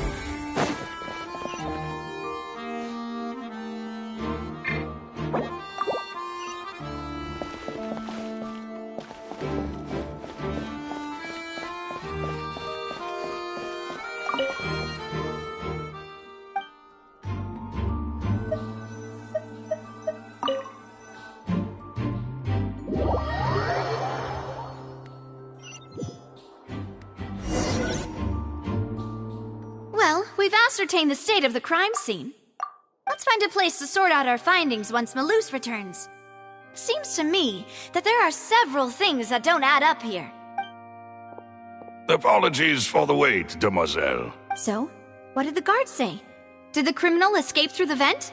They believe the odds of that are very low, since the vent leads to the Opera House's basement. The guards have checked the area carefully.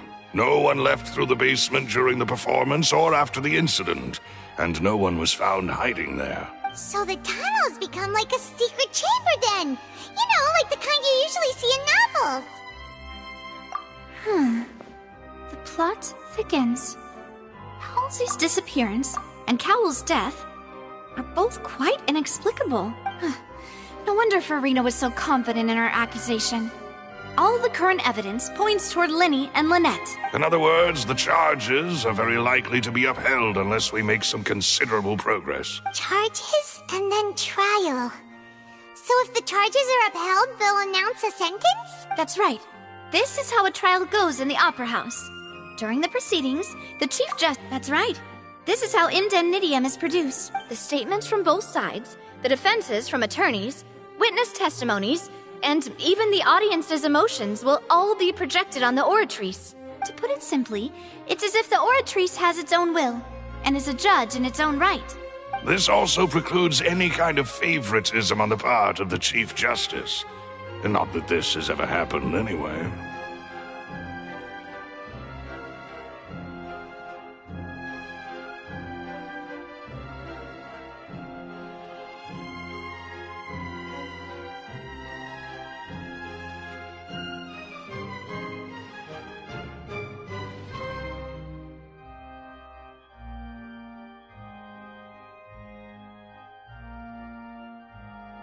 Once both sides have finished speaking, the Chief Justice will make his final decision.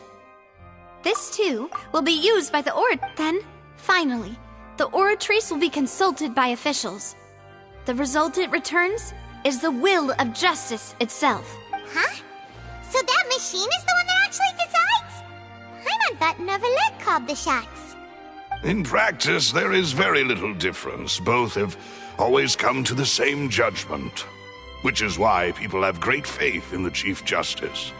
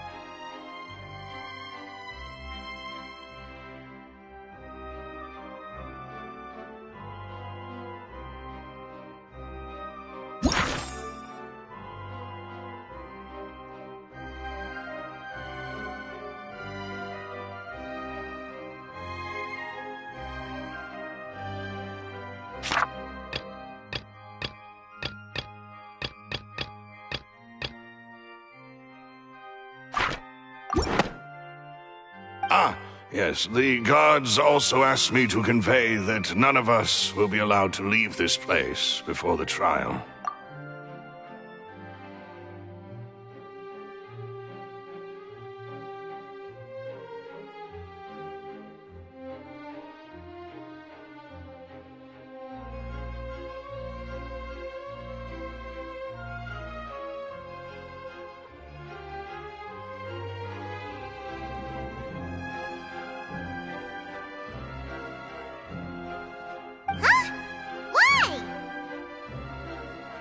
Because we've chosen to act as the twins' proxies.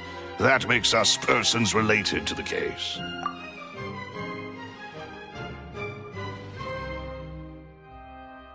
They're concerned that we might be colluding with outside parties, or that we might find outside help to disrupt the case. And even if that were not so, it could prove problematic if we happen to spread key information about the case ahead of time. I'm ready to break out at any time. Whoa! There's no need for that! Paimon thinks they have a point! That said, are they providing food? Of course. I just hope you don't mind the lack of options. I'm afraid that catering to all tastes is not in the cards. In that case, let's just sort out our findings together here. Pity. I was hoping to take you to try some of Fontaine's famous desserts, too. I mean, what better way to properly think through our findings than over some tea and sweets? Huh. Breaking out suddenly doesn't seem like such a bad idea after all. Just kidding! Paimon will still do her best, even if there are no snacks. What do you mean, no snacks? Of course we'll have snacks. If we cannot buy some, then we'll simply make some. Huh? Here? Understood, demoiselle. Everyone, please come with me.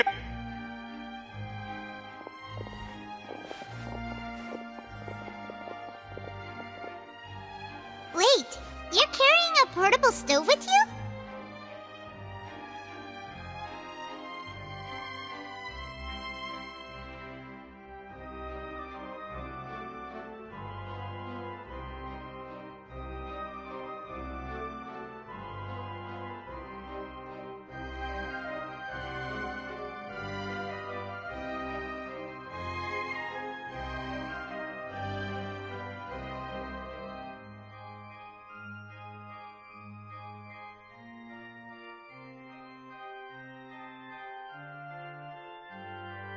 Yes, I must be prepared to meet the demoiselle's baking needs whenever the fancy strikes her.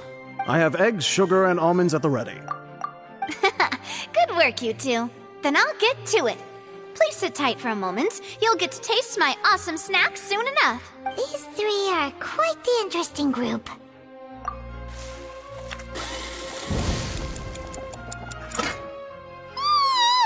And Paimon thought it smelled good while it was still in the oven! Oh, it's even better now. Paimon can't stop drooling. From the way you had these two guys carrying all that stuff around, Paimon thought you'd have them do more during the baking process. But you ended up doing the entire thing by yourself! Beating the egg whites, grinding almonds, everything! I was applauding. And I was giving encouraging smiles. Paimon was just thinking, aren't you worried about getting your fancy dress dirty beating egg whites and baking like this? Well, I don't think it's carved in stone anywhere that fancy ladies can only read books, sip tea, ride horses, and play the piano. I just really enjoy making snacks. Don't underestimate beating egg whites, by the way. It's a real arm workout. You also need to beat them to just the right consistency, or your macarons will crack. Anyway, give these a try, fresh out of the oven. There's 3 for each of us. Only 3? Well, eating too many sweet treats might send all that sugar to your head. You wouldn't be able to think clearly about the case on a sugar rush, would you? Tea is ready to be served as well. This is Demoiselle's favorite, strong black tea with a floral fragrance that clears the mind and lifts the spirit. No need for concern, I'm merely doing as I should. All right then, down to business. As Paimon mentioned previously, the tunnel seems to be something of a secret chamber. However, we can assume that Linny and Lynette were not alone within it. Some criminal also occupied its sealed confines. The magician twins could have committed the crimes, of course, but they lack any logical motive. Exactly! Why would they do such a thing right when everyone was watching? The flower vase and the thud we heard during the performance could indicate some altercation between Halsey and the criminal in the tunnel, resulting in the shattering of the vase, the discarding of her clothes, and her abduction. Perhaps the criminal thought that since she was chosen from the crowd, she would be too easy to identify if she was still wearing the same clothes. Paimon thinks that makes sense, but the real trouble is...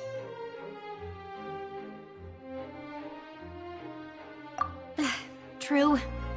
None of the clues we found thus far support the existence of this third person, but the only people left to consider are both technically victims, whether it's the missing girl, Halsey, or poor Cowl. Huh.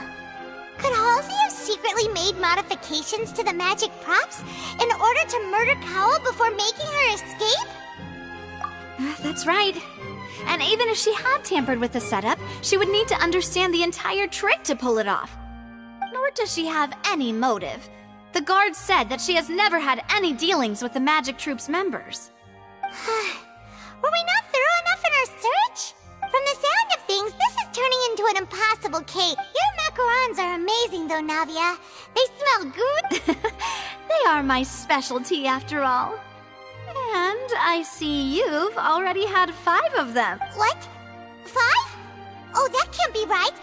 Paimon only counted 3. Please don't worry about it. At my age, a few less sweets might actually be a good thing. No. Being greedy is one thing, but Paimon knows how to count. Besides, Paimon knows that if she ate too many, then others wouldn't have enough. Wait, even you don't believe Paimon? If Paimon ate those 2 extra macarons, then may they turn into stone in her stomach! All right, we get it. Well, I suppose one of us might have gotten too engrossed in our chat and eaten them by mistake. No, but Maloose, set up the stove again if you would. Huh? What? Making sure everyone gets 3 macarons, of course. Exactly. We don't want to trouble you. As you wish, demoiselle. And I have the egg, sugar, and... Well, this really is your hobby, huh?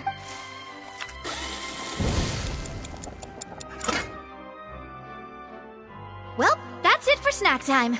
I'm going to have another look around the area. I don't know what we're looking for yet, but we've still got some time.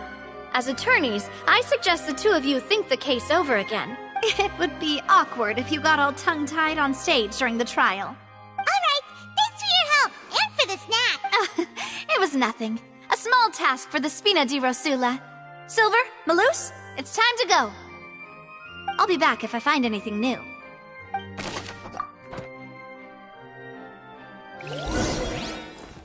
Alright, it's time to put our heads together. We've got to get our defense ready for the trial. Oh, it's probably gonna be a long and difficult case. There's no point in worrying about that now. We just need to prepare. Here, take Paimon's notes. They should help you review the situation.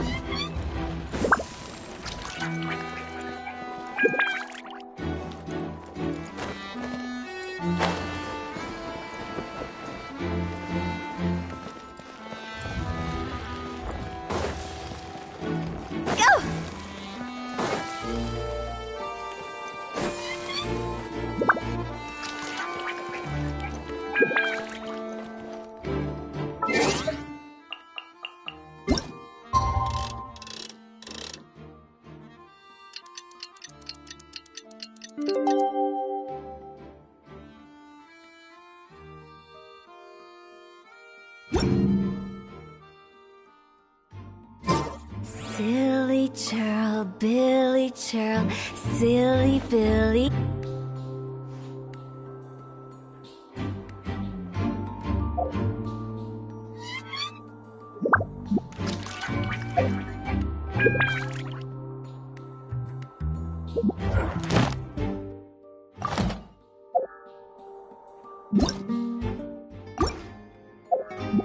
One client, 2 clients. 3 appliance.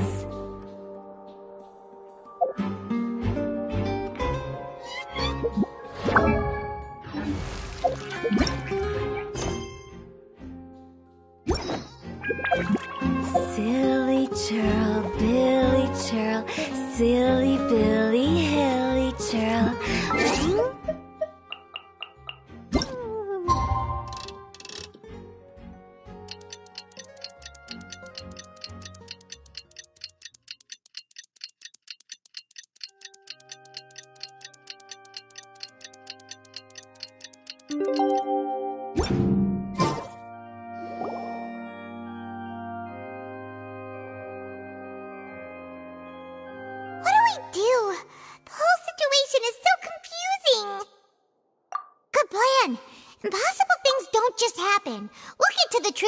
Or another.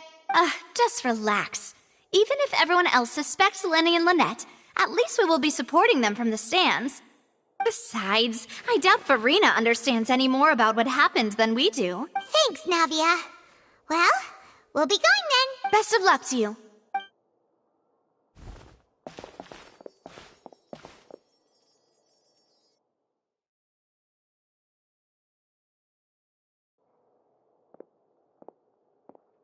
Ah, finally, you're back. Well, how did your investigation go? To be honest, you might be disappointed. No. We're already very grateful that you were willing to help. Well now, don't you all look disappointed. Don't tell me that your investigation came up empty-handed. That was to be expected, of course. The guilty can never produce proof of their innocence. But don't let that stop you. I shall be terribly disappointed should you, my most anticipated foe, concede so easily. Since both parties are present, I declare that the trial regarding the magic show incident is now in session. Firstly, in order for the audience to understand the causes and results of the incident, could we please have Mr. Linney explain the trick? Yes, of course. I will explain while Lynette demonstrates on stage. All the necessary items have been prepared.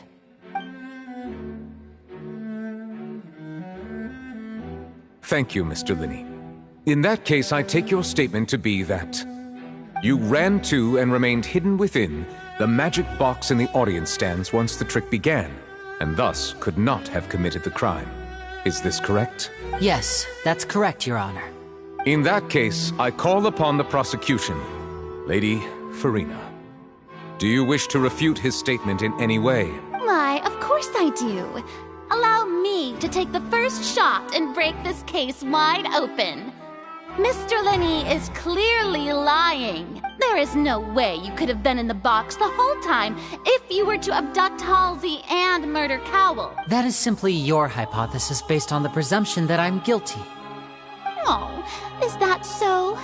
And if I may ask, what did you hear while you were inside your box? The roaring countdown of the crowd, of course. That's how I kept track of the time and built anticipation for the finale. And you didn't hear anything else at all? Nothing that might leave an impression of any kind? No, nothing. I see. But when the count reached 30 seconds or so, there was a thud. One so loud that I believe practically everyone heard it. Huh? Hey, hang on. Something's not right here. Yeah, I'm sure he could have heard a noise that loud from inside the box. I was right by the box, and I definitely heard the thud. Look at those scales. Could those mean... Well then, ladies and gentlemen, allow me to use the words of the magician himself. You never know what can happen in the blink of an eye. Indeed, it seems his alibi can also collapse in the blink. Of course, I have armed myself to do far more than smash your alibi. Confidence cannot go unfounded, and my foundations are rock solid. Tell me, aren't you and Lynette actually from the House of the Hearth? The House of the Hearth? No wonder they did something like this. So the serial disappearances were the Fatsui's doing. now it all makes sense. I've got a feeling that what happened on stage probably wasn't just an accident. That's irrelevant. Our identities have nothing to do with what happened.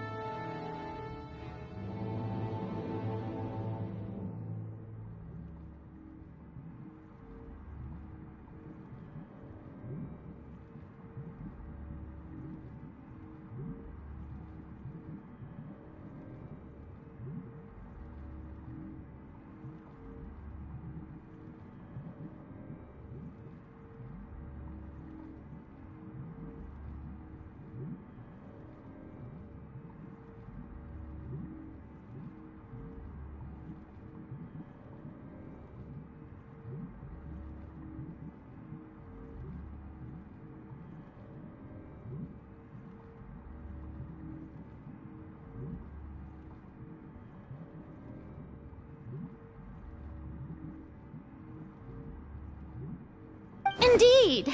Then perhaps you could tell us everything that happened during that 1 minute.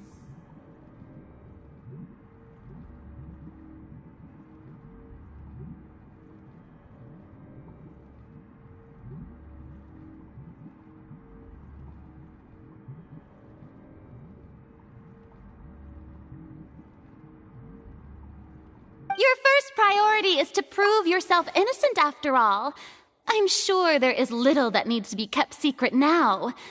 Unless your script already has holes in it.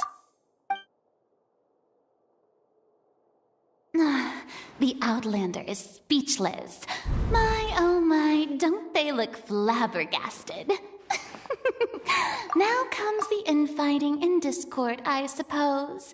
This was almost too easy. Good thing I made all those preparations. Seems the all-nighter I pulled last night is really paying off. Hey, Linny! Why didn't you tell us this before? Order! Order! Mr. Linney, allow me to re-establish the facts.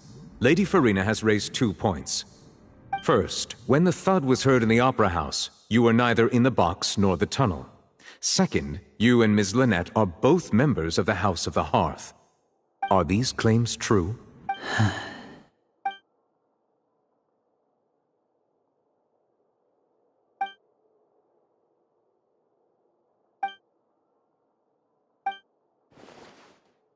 Please answer my question, Mr. Linney. I'm sorry. Yes, they're true, Your Honor. I knew it! Well, that's it. We might as well move on to the sentencing already. What should we do now? Granted.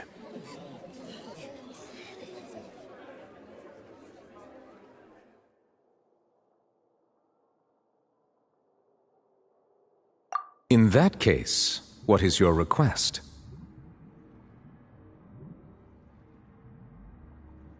Is that really necessary? They're already as good as guilty. The defendant deceived their own attorneys. What is there left to discuss? Order! Order, I say! Your request is reasonable, and we shall adjourn. This trial will reconvene in 1 hour. So you would stick to Mr. Linney's defense even after knowing what you do now? You certainly have more professionalism than I thought. In that case, my dear audience, let's allow the joy of victory to steep for a little while longer.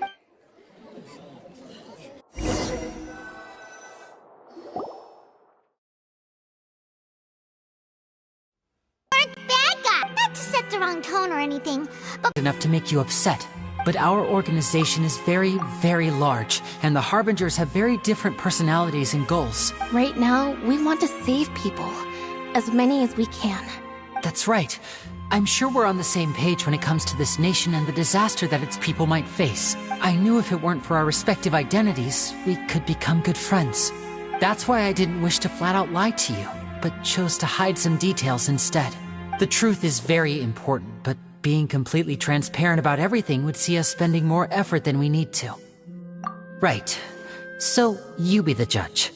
Heck, if I were you, I fear that I'd even struggle to trust me at this point. You met a Fatus who works as a magician, a trickster by trade.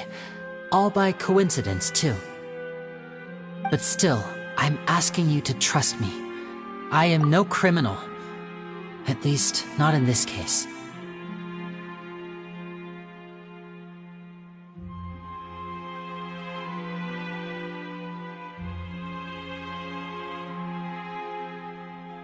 Sorry. Please forgive us. Well, you both say that, but... Right, let's hear your answer first, and no lies now! Of course. I'll answer any question you ask. We've been trying to find out how the Oratrice operates. We want to know why it has consciousness. Why can it deliver sentences accurately? During our investigations, we learned that the machine's core is beneath it. From that moment on, Lynette and I have been designing this box swap trick with the objective of getting close to the core. Is that why you needed a whole minute? That's right. In truth, the audience would take about 75 seconds to count down from 60, while I would only need 15 to get to the opposite box. So, after jumping into the tunnel, I accessed the Opera House basement via the vent, and went to investigate the room in which the core is stored. That air vent was created during the construction of the tunnel specifically to execute this step. Well, nothing. As soon as I reached that room and was about to investigate, I heard someone's voice. Which should have been impossible, of course. I was quite certain that I was the only one in the room. That voice seemed to recognize me and tried to speak to me. I chose to err on the side of caution and retreated the way I came. On the way back, I saw the broken vase and the clothes on the ground, but the countdown was almost finished, so there wasn't time to give it any thought. After that, the homicide occurred just as you saw. Well, that explains why you didn't hear the thud. Because of that prophecy I told you about, of course. We must know all we can about this nation's secrets in order to deal with that prophesized crisis. That's the only way we can save everyone. So, there you have it. The whole truth. I swear, I didn't hide anything from you this time. It was never my wish to proceed under this cloud of mistrust either. But like I said earlier, you can be the judge. If you want to leave because you don't trust the Fatui, there's nothing I can do to stop you. Well, Traveler, you decide. Paimon will follow your lead however you choose.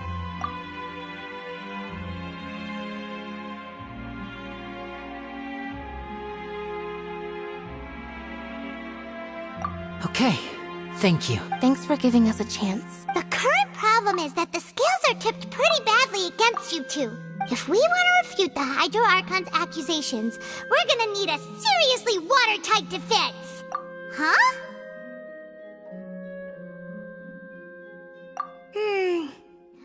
Oh, Paimon thinks she gets what you mean.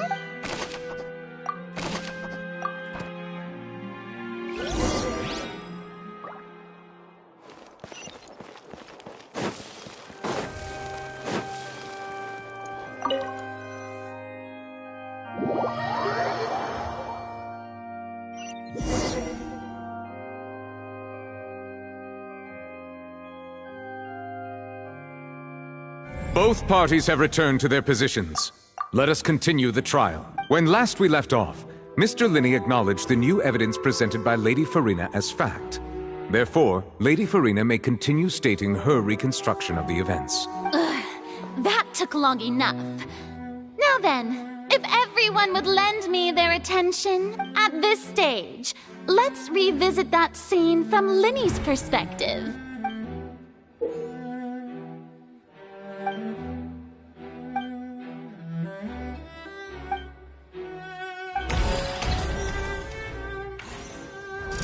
As the countdown began, he entered the tunnel.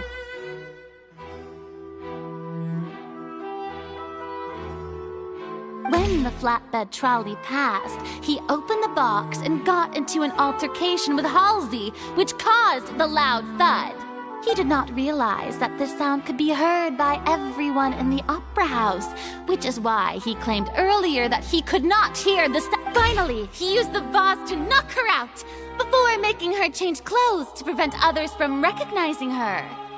At this time, Cowell arrived in the tunnel, having heard that strange noise, and caught Linny red-handed. So Linny proceeded to knock him out too afterward.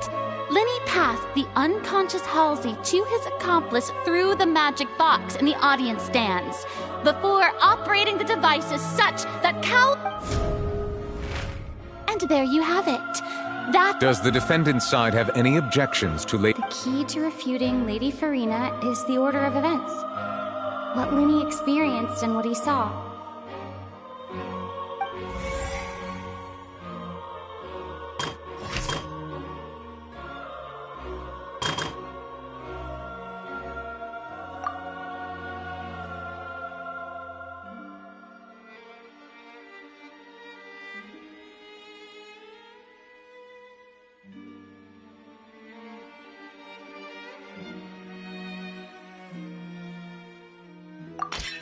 According to Linny, he left via the vent after entering the tunnel. He couldn't have had that altercation with Halsey.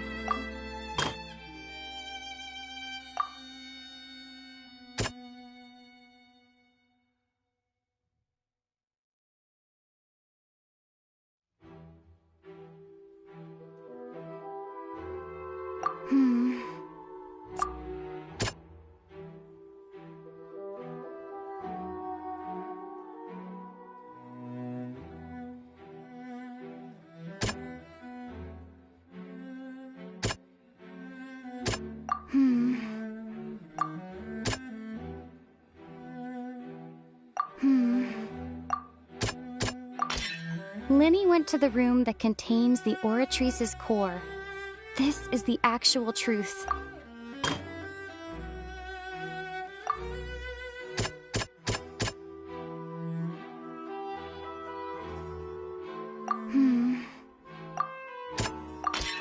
Linny did not take part in the underground altercation. He only witnessed traces of the aftermath.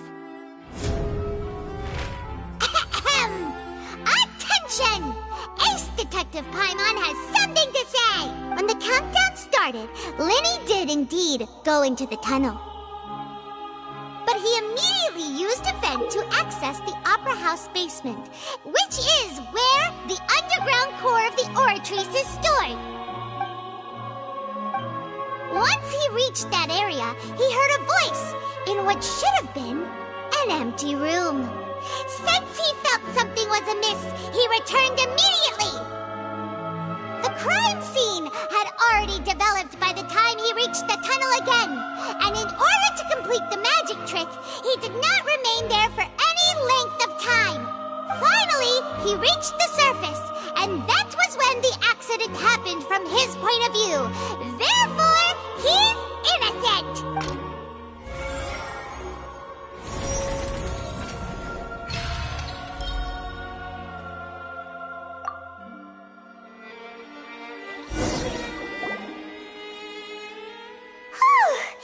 Paimon did it! Paimon actually managed to say all that! Wasn't it awesome? In other words, you believe that he knew nothing of the incident? That's right!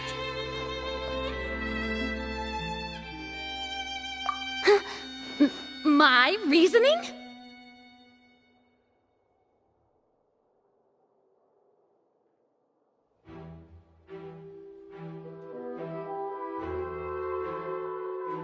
If that's the case, then if Cowell hadn't entered the tunnel, who was the entire setup meant to kill? Assuming that what you say is true, Linny only needed to kidnap the young girl to cause a new disappearance case. What would the point of killing someone on stage be? Oh, they have a point.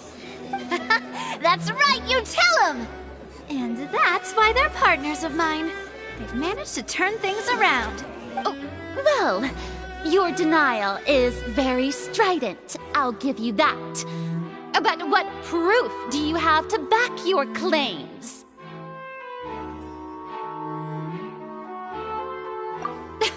Of course I do. If he had been in the magic box the whole time, how could he have not heard that sound? Why do you ask? You're saying that he wasn't?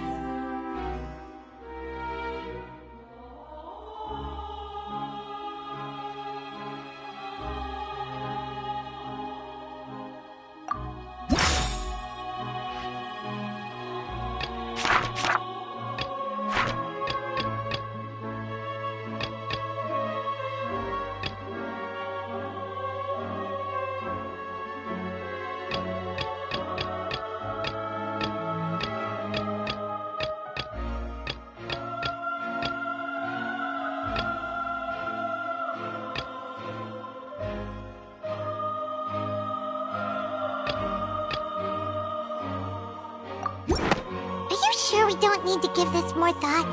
Paimon thinks there's something off here.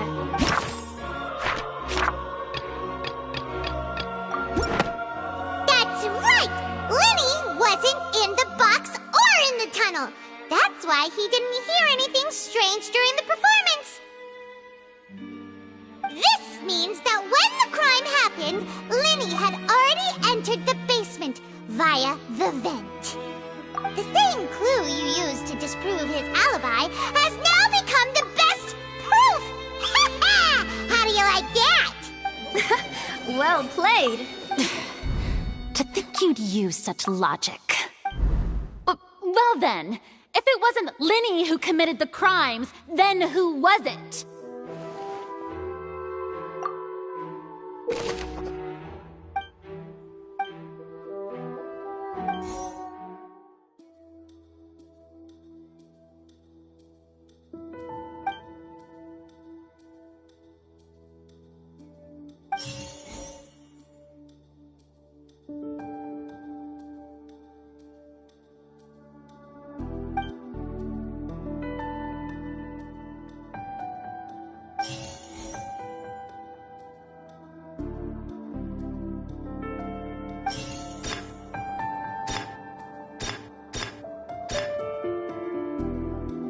Could there have been a third person involved?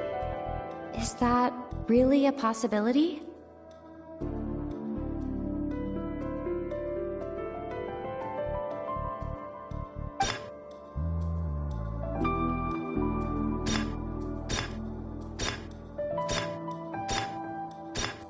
The deceased's name is Cowell, Lenny's assistant. Halsey is the missing person, and... Could there have been a third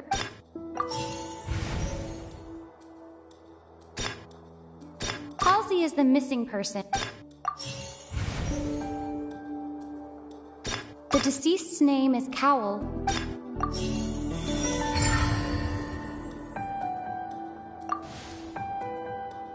Huh? That can't be right. Are you serious? The killer was, in fact, Cowell, the deceased! Oh, is that so? How interesting! Let's hear your reasoning then. What I must do next is recreate the truth. What Cowell did, and how he went from would-be perpetrator to victim.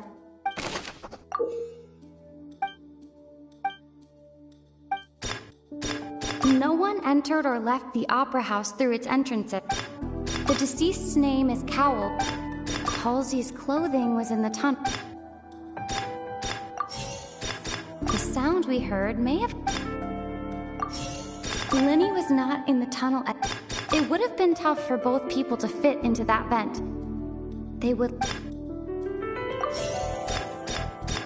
The deceased's name is Cowell.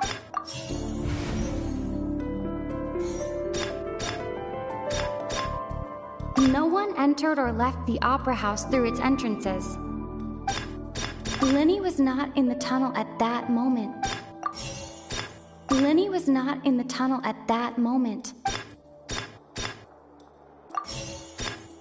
It would have been tough for both people to fit into that vent.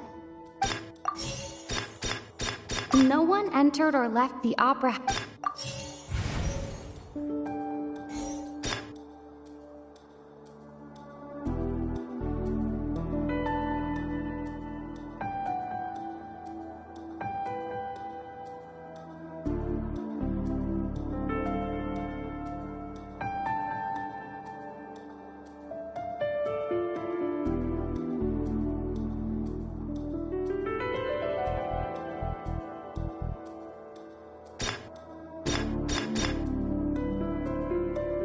one entered or left the Opera House through its entrances. Lenny was not in the tunnel at that moment. The deceased's name is Cowell, Lenny's assistant. It would have been tough for both people to fit into that vent.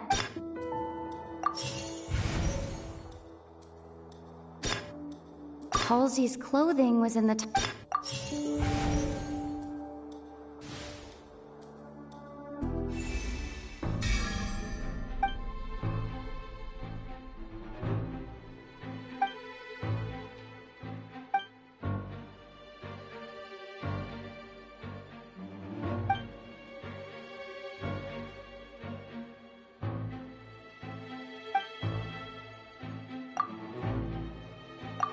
What's wrong, Traveler?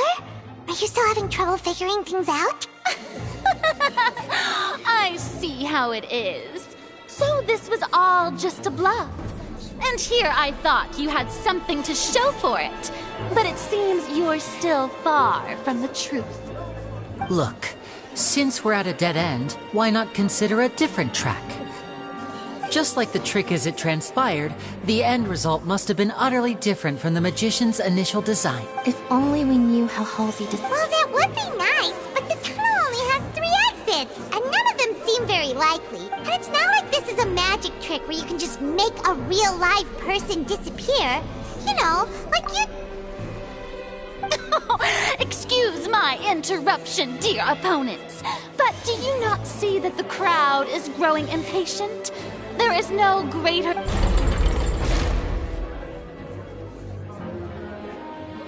If the defense is unable to make further effective arguments, we will move on to the next stage of the trial. Lenny was not in the tunnel at that moment.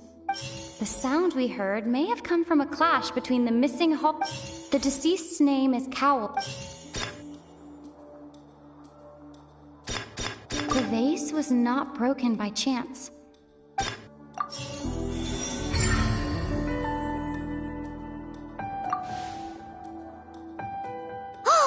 Paimon gets it! It all comes together if Halsey disappeared instead of being kidnapped. Lynette escaped from the water tank, vanishing gradually and leaving only clothes behind. If there's a similar method where a person could be transformed into water... Oh, just a moment, please. I do hope you know how preposterous you sounded. How could a person ever be transformed into water? This is reality we're talking about here, not some magic trick. Must we really? I should think that of anyone. Your friend Linny already knows this truth very well. Magic tricks are ultimately just illusions and misdirection. But Halsey's disappearance is very real. Even so, I trust the Traveler's judgment. The truth must be out there somewhere. Perhaps some new line of reasoning may open if we try to gather all the focal points that don't make sense. Since Cal was the deceased, we haven't placed much attention on him. But given that we aren't making much progress with the case, it wouldn't hurt to have a look at his belongings, would it? People really do come up with all sorts of harebrained schemes when at the end of their rope. The way I see it, your suggestion that we broaden the scope of our investigation is nothing but a tactic for stalling the trial. Nevertheless, I believe that this is a reasonable request on the part of an attorney. Since the trial does indeed appear to be at an impasse, I believe that additional evidence may help us make more progress. Guards, please step into the lounge and examine the personal effects of the deceased, Cowell. We are still examining the items, but we have already made critical progress that we feel must be shared with everyone post-haste. We discovered several test tubes of fluid within Cowell's baggage. The notebook in his backpack claims that these fluids are... water from the primordial sea.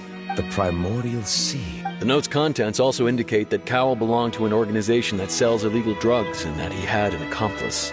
The notebook has many entries concerning safe usage of these fluids, in which the keyword dissolve appears many times. One of these tubes was labeled Opera Epiclese, along with yesterday's date. It is empty.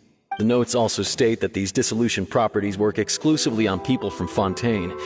It's likely that Halsey was chosen as some sort of test subject. As such, we believe that the defense's hypothesis is, in fact, supported by sufficient evidence. You gotta be kidding!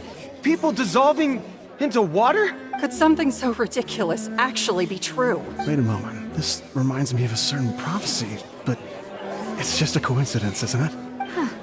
If people can become water, does that mean that the water tank's real use was as a means to hide water stains? And if Cowl was targeting that girl... Wait just a minute. Could that mean... You two, with me, quick! Demoiselle, wait! What about your partners? Let's go. Just trust me. Order! Order! It is undeniable that further examination of the deceased's personal effects has yielded some surprising results. But we cannot yet verify the veracity of these clues. Still, let us assume that these clues are indeed authentic, albeit with the understanding that Ms. Halsey has yet to be found. Guards, please continue examining the items along these lines. Mr. Linney, it appears your hypothesis is supported by the evidence, so please continue speaking. Of course. Thank you, Your Honor. If we uphold this hypothesis, I believe that many of this case's seemingly unrelated clues can be connected together. Right! Like the metal hook! That one didn't make sense at all. Let's think about this. Cowell's methods must have something to do with that water from the primordial sea. The deceased's name is Cowl.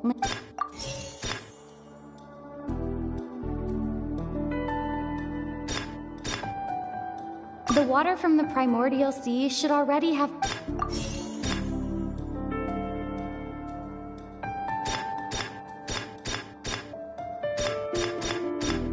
Now it seems like the hook rope was not...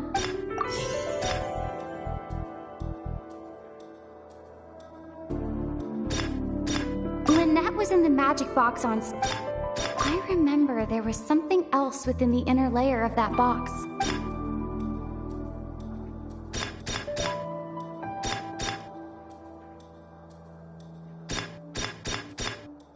Now it seems like the hook rope was not meant for another magic trick. The water from the primordial...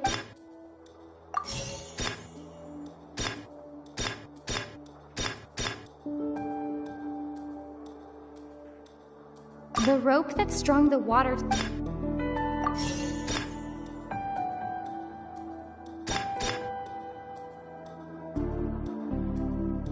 Now it seems like the hook rope was...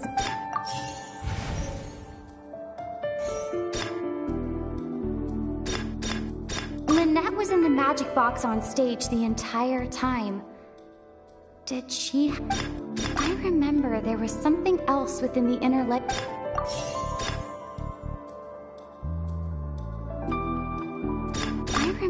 There was something else. Lynette was in the magic box on stage. Now it seems like the hook rope...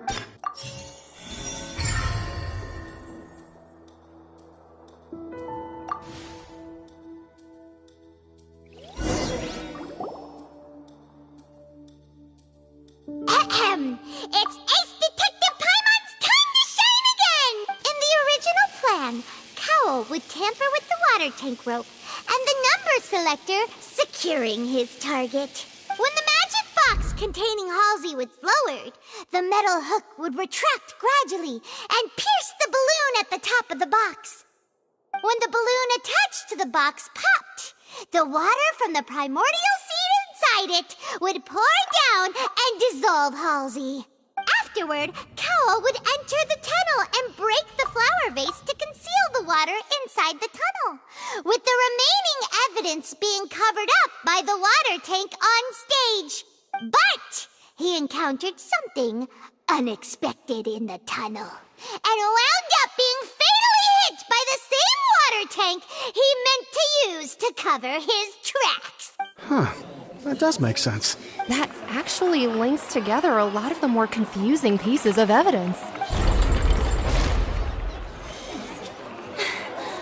dear, what do I do? Even I think they sound convincing now. Have I falsely accused an innocent person? What a humiliation. Now, it seems like the only point of contention remaining is the exact circumstances that led to Cal's death. His notes mentioned he had an accomplice who could be related to the situation.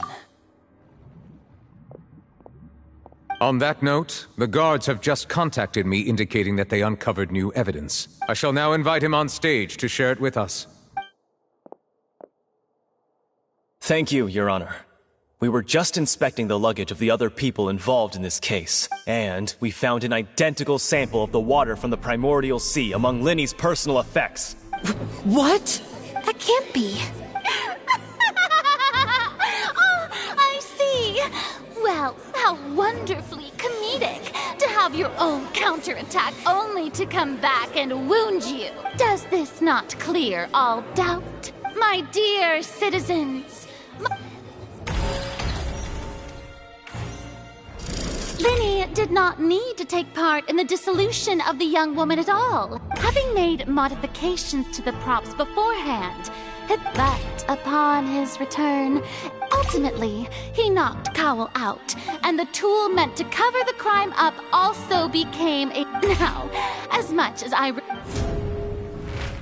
Am I right, Miss... We've used up all the evidence we collected. There's no way for us to make a rebuttal. Is this the end of the... Oh no! Paimon can't think of anything either. Seems using the water as new evidence was too good a move. I think we've all seen enough now. And I believe this is indeed... Now then, my good, noble chief...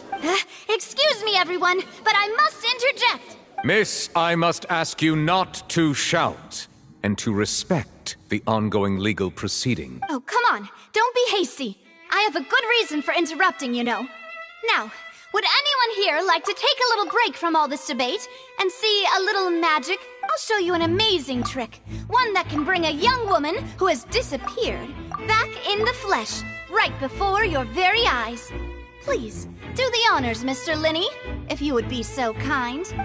What in the world is she saying? No offense, miss, but miracles like that are beyond my scope as a magician.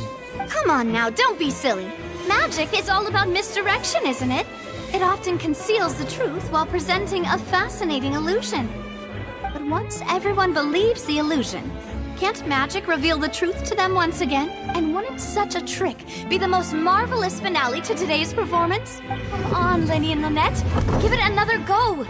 Don't worry, Spina di Rasula has made the necessary arrangements on your behalf.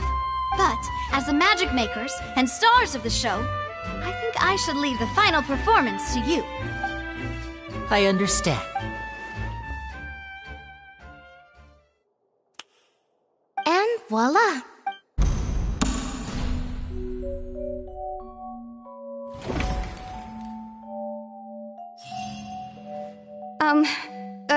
Sorry for the interruption. Wait, isn't that Halsey? So the whole thing about people dissolving wasn't true? To be clear, I'm only here because this person told me that if I testified, the merit of doing so would lessen my sentence. I was hiding outside this room listening to the proceedings because I was afraid that I would be the one put on trial. I was just feeling happy that no one had noticed me. And then before I knew it, she caught me. That'll teach you to underestimate us three. Where should I begin? I'm sorry. I'm the one who killed Cowell. I admit it. What? Why? Firstly, my name isn't Halsey. It's Lillian, and I'm originally from Mondstadt. I heard that Linny's show was gonna be a real thriller, but I missed the chance to buy a ticket, so I stole one. That's how I make a living. I steal stuff here and there. And I'd never been caught before. But I was noticed at the harbor a few days ago, and I barely got away. Linny was the one who caught me in the act. Hey, no wonder you look familiar. So you were the thief. Liddy even mentioned that you were pretty skilled. Well, and I thought that would have been the end of it, but then the number selector chose me.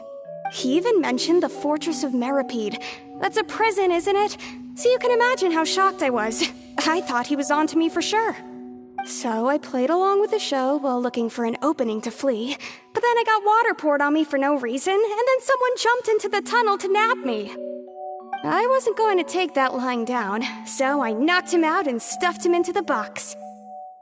There was nowhere to run from there, though, so I had to change my clothes and hide in a box containing performance costumes. I slipped out after the first guard arrived at the scene and continued hiding inside the opera house. Can a person even hide in there?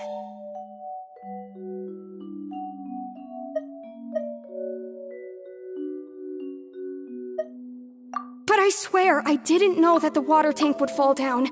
Really, I swear it. Had I known that, I wouldn't have put him in the magic box. I may be a thief, but I'm no killer. Well, that makes everything pretty clear now, doesn't it? This time, we need to tell the entire story from Lillian's perspective.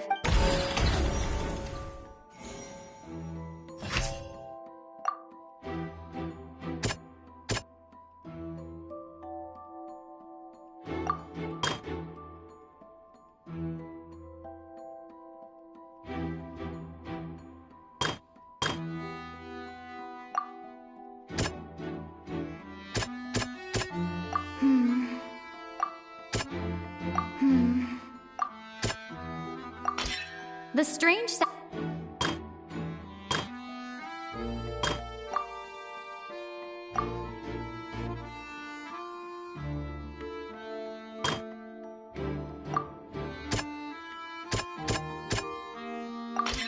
Lillian was afraid that she would be recognized if she left, so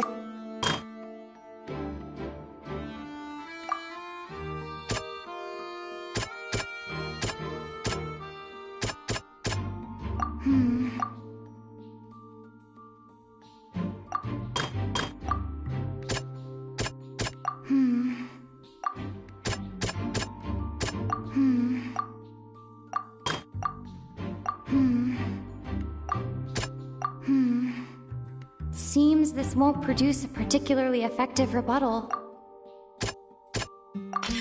The flower vase was not broken to cover anything up. And it's Ace Detective Paimon time! Having been selected out of the blue, Lillian panicked. Her panic only intensified after she entered the tunnel and had water poured on her head. So she kicked the door open, producing the thud we all heard.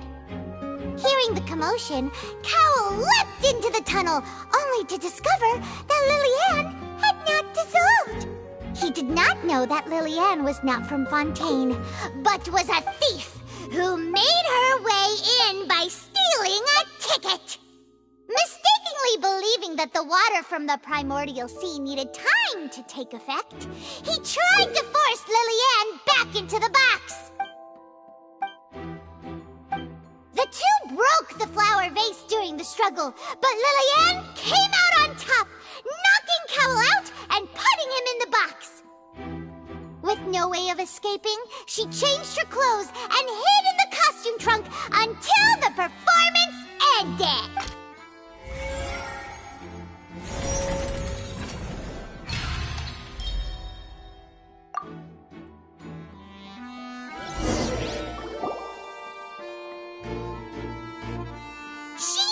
That she would have to go through guard inspection if she tried to leave afterward.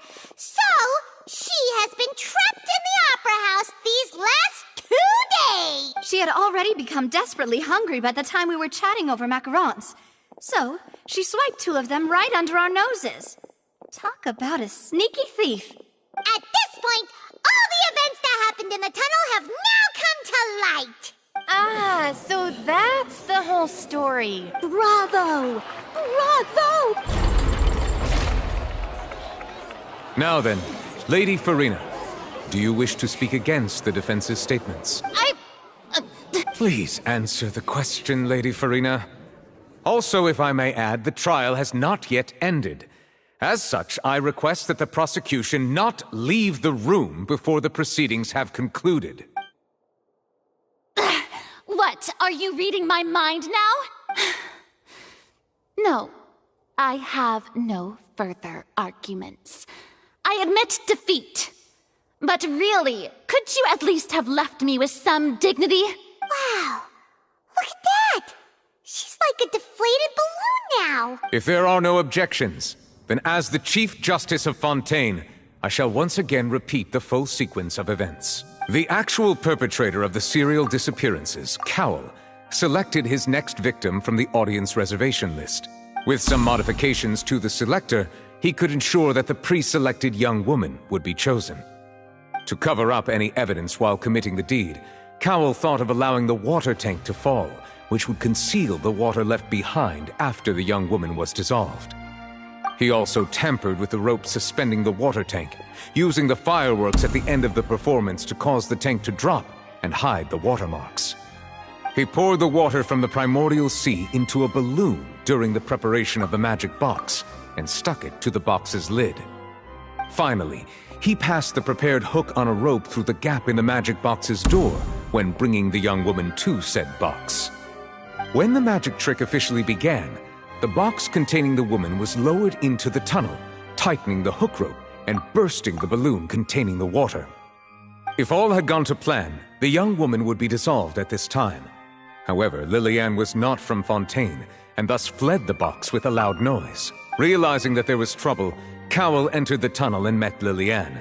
Thinking that the waters had not yet taken effect, he decided to proceed.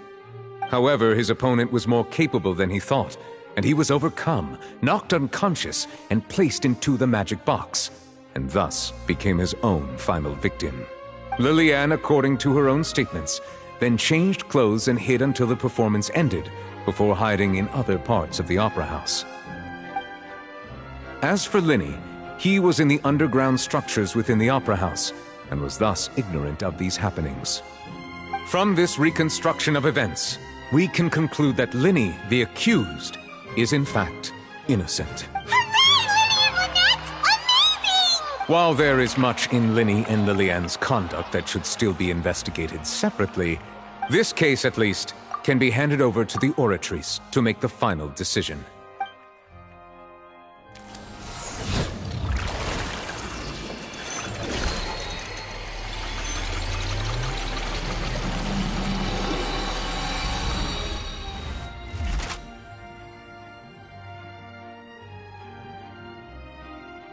As such, Linny and Lynette are officially declared not guilty.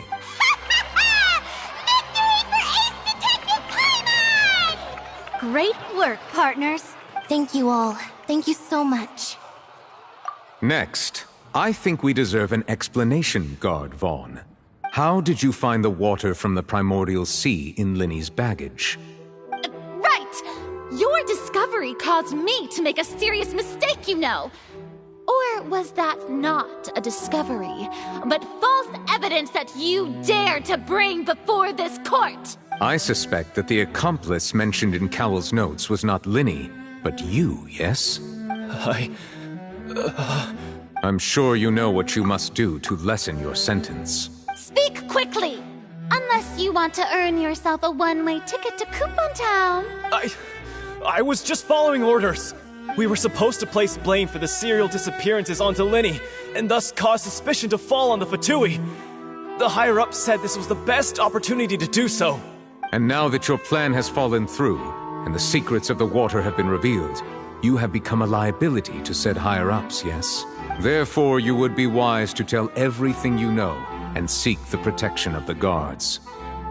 Yes, I'll tell you everything I know. Our boss discovered that the water can cause people to dissolve. It can also be made into a potion, which when extremely diluted, can cause people to experience unforgettable exhilaration. We've been in this business for a while now, and have made decent more off it. The disappearances were also the boss's idea. I mean, this is the boss we're talking about.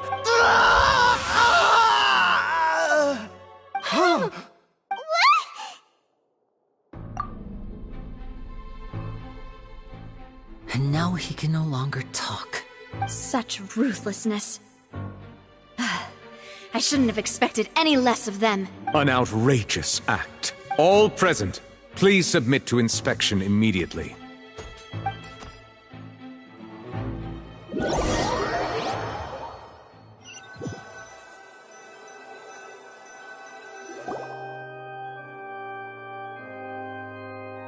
So, we're just going back now? That's true, but... Traveler, Paimon! Please wait. Lenny... I know you may not want to speak to me right now. Maybe you don't even want to look at me. But still, let me thank you again for defending me to the end, even after you learned that I'm a member of the Fatui. I guess. But regardless, I'd like the opportunity to set things straight. I didn't approach you with any ulterior motives or ill intent. I've spoken to you as myself, just plain Linny this entire time. As for why I'm a Fatus, it's because the goals of the House of the Hearth align with those of an orphan like me. That was how Father, who you might know as the Knave, approached recruiting us back then too. A knave? The one who controls the House of the Hearth? She's your father?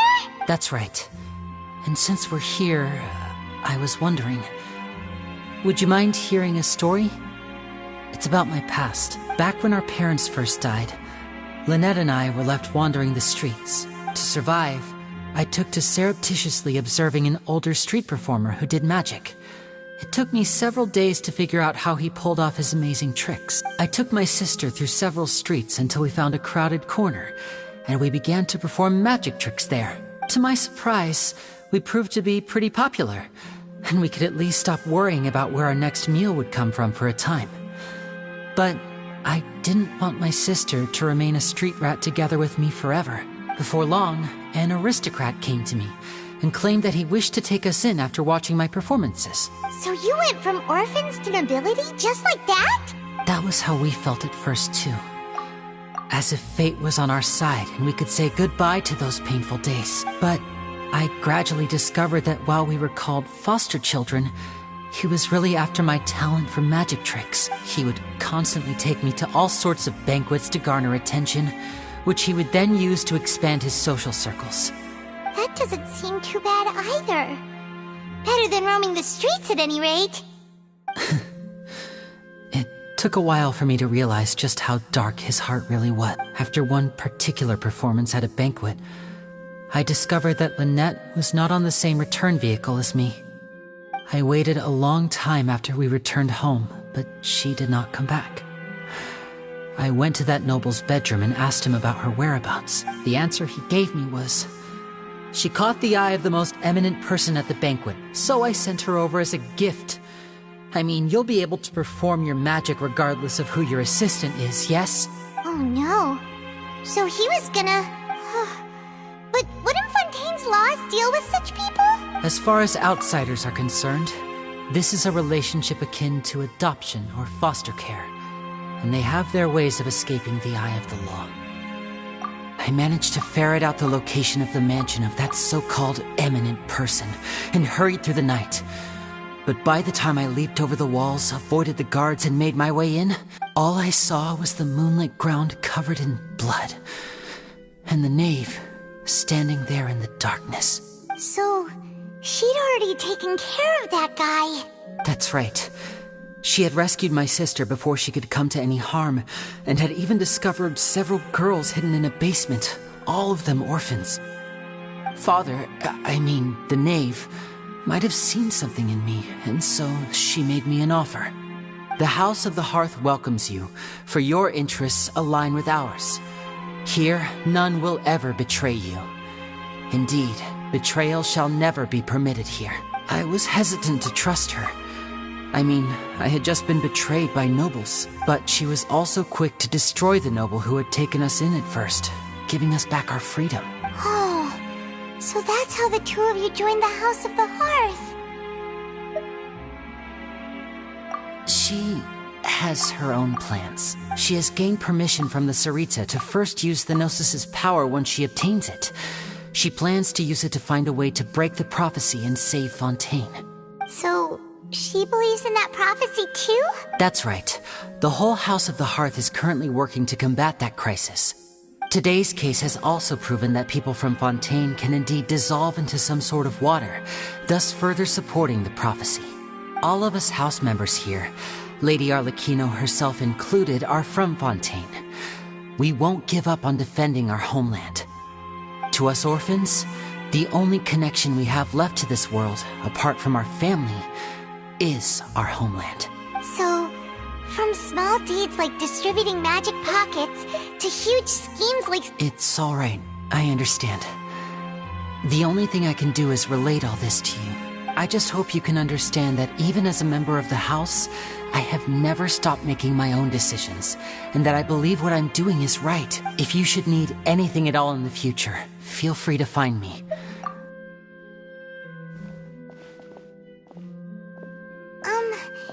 Bye, Linny!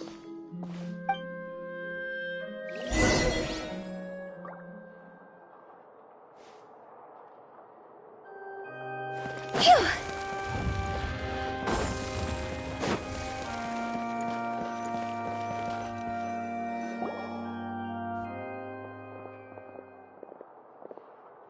Hey there. What was with the disappearing act you pulled right as the trial ended?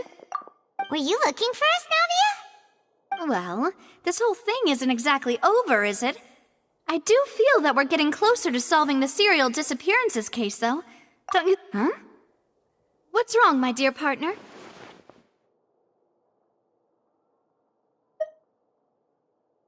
Besides, are you sure we're the ones who can crack a case that's been cold for decades now? And given that there's new evidence from the trial, there should be a trail of breadcrumbs for the Hydro Archon's people to follow now, right? Ah, I see. Well, I won't lie. I'm a little shocked to hear that from you. But I suppose you are just travelers who have only arrived in Sorry, I might have been too presumptuous. Don't say that, Navia. Ah, and we were having so much fun investigating with you, too. It was like having new waters flowing into a stagnant mire. Sorry about that. I'm a bit prone to nostalgia. Don't mind me. Wait, shall we have a farewell meal? Huh? Do we really need to get that formal?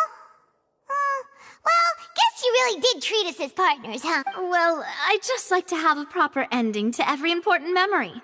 That way there are... Anyway, it would just be a meal, so it shouldn't take up too much of your time. You don't have to twist Paimon's arm. If Boss Navia's treating, count Paimon in! Oh, wonderful. In that case, why don't we return to the Court of Fontaine and head to the Hotel de Boer? I believe we'll make it just in time for dinner. All right, then. Let's have our farewell meal.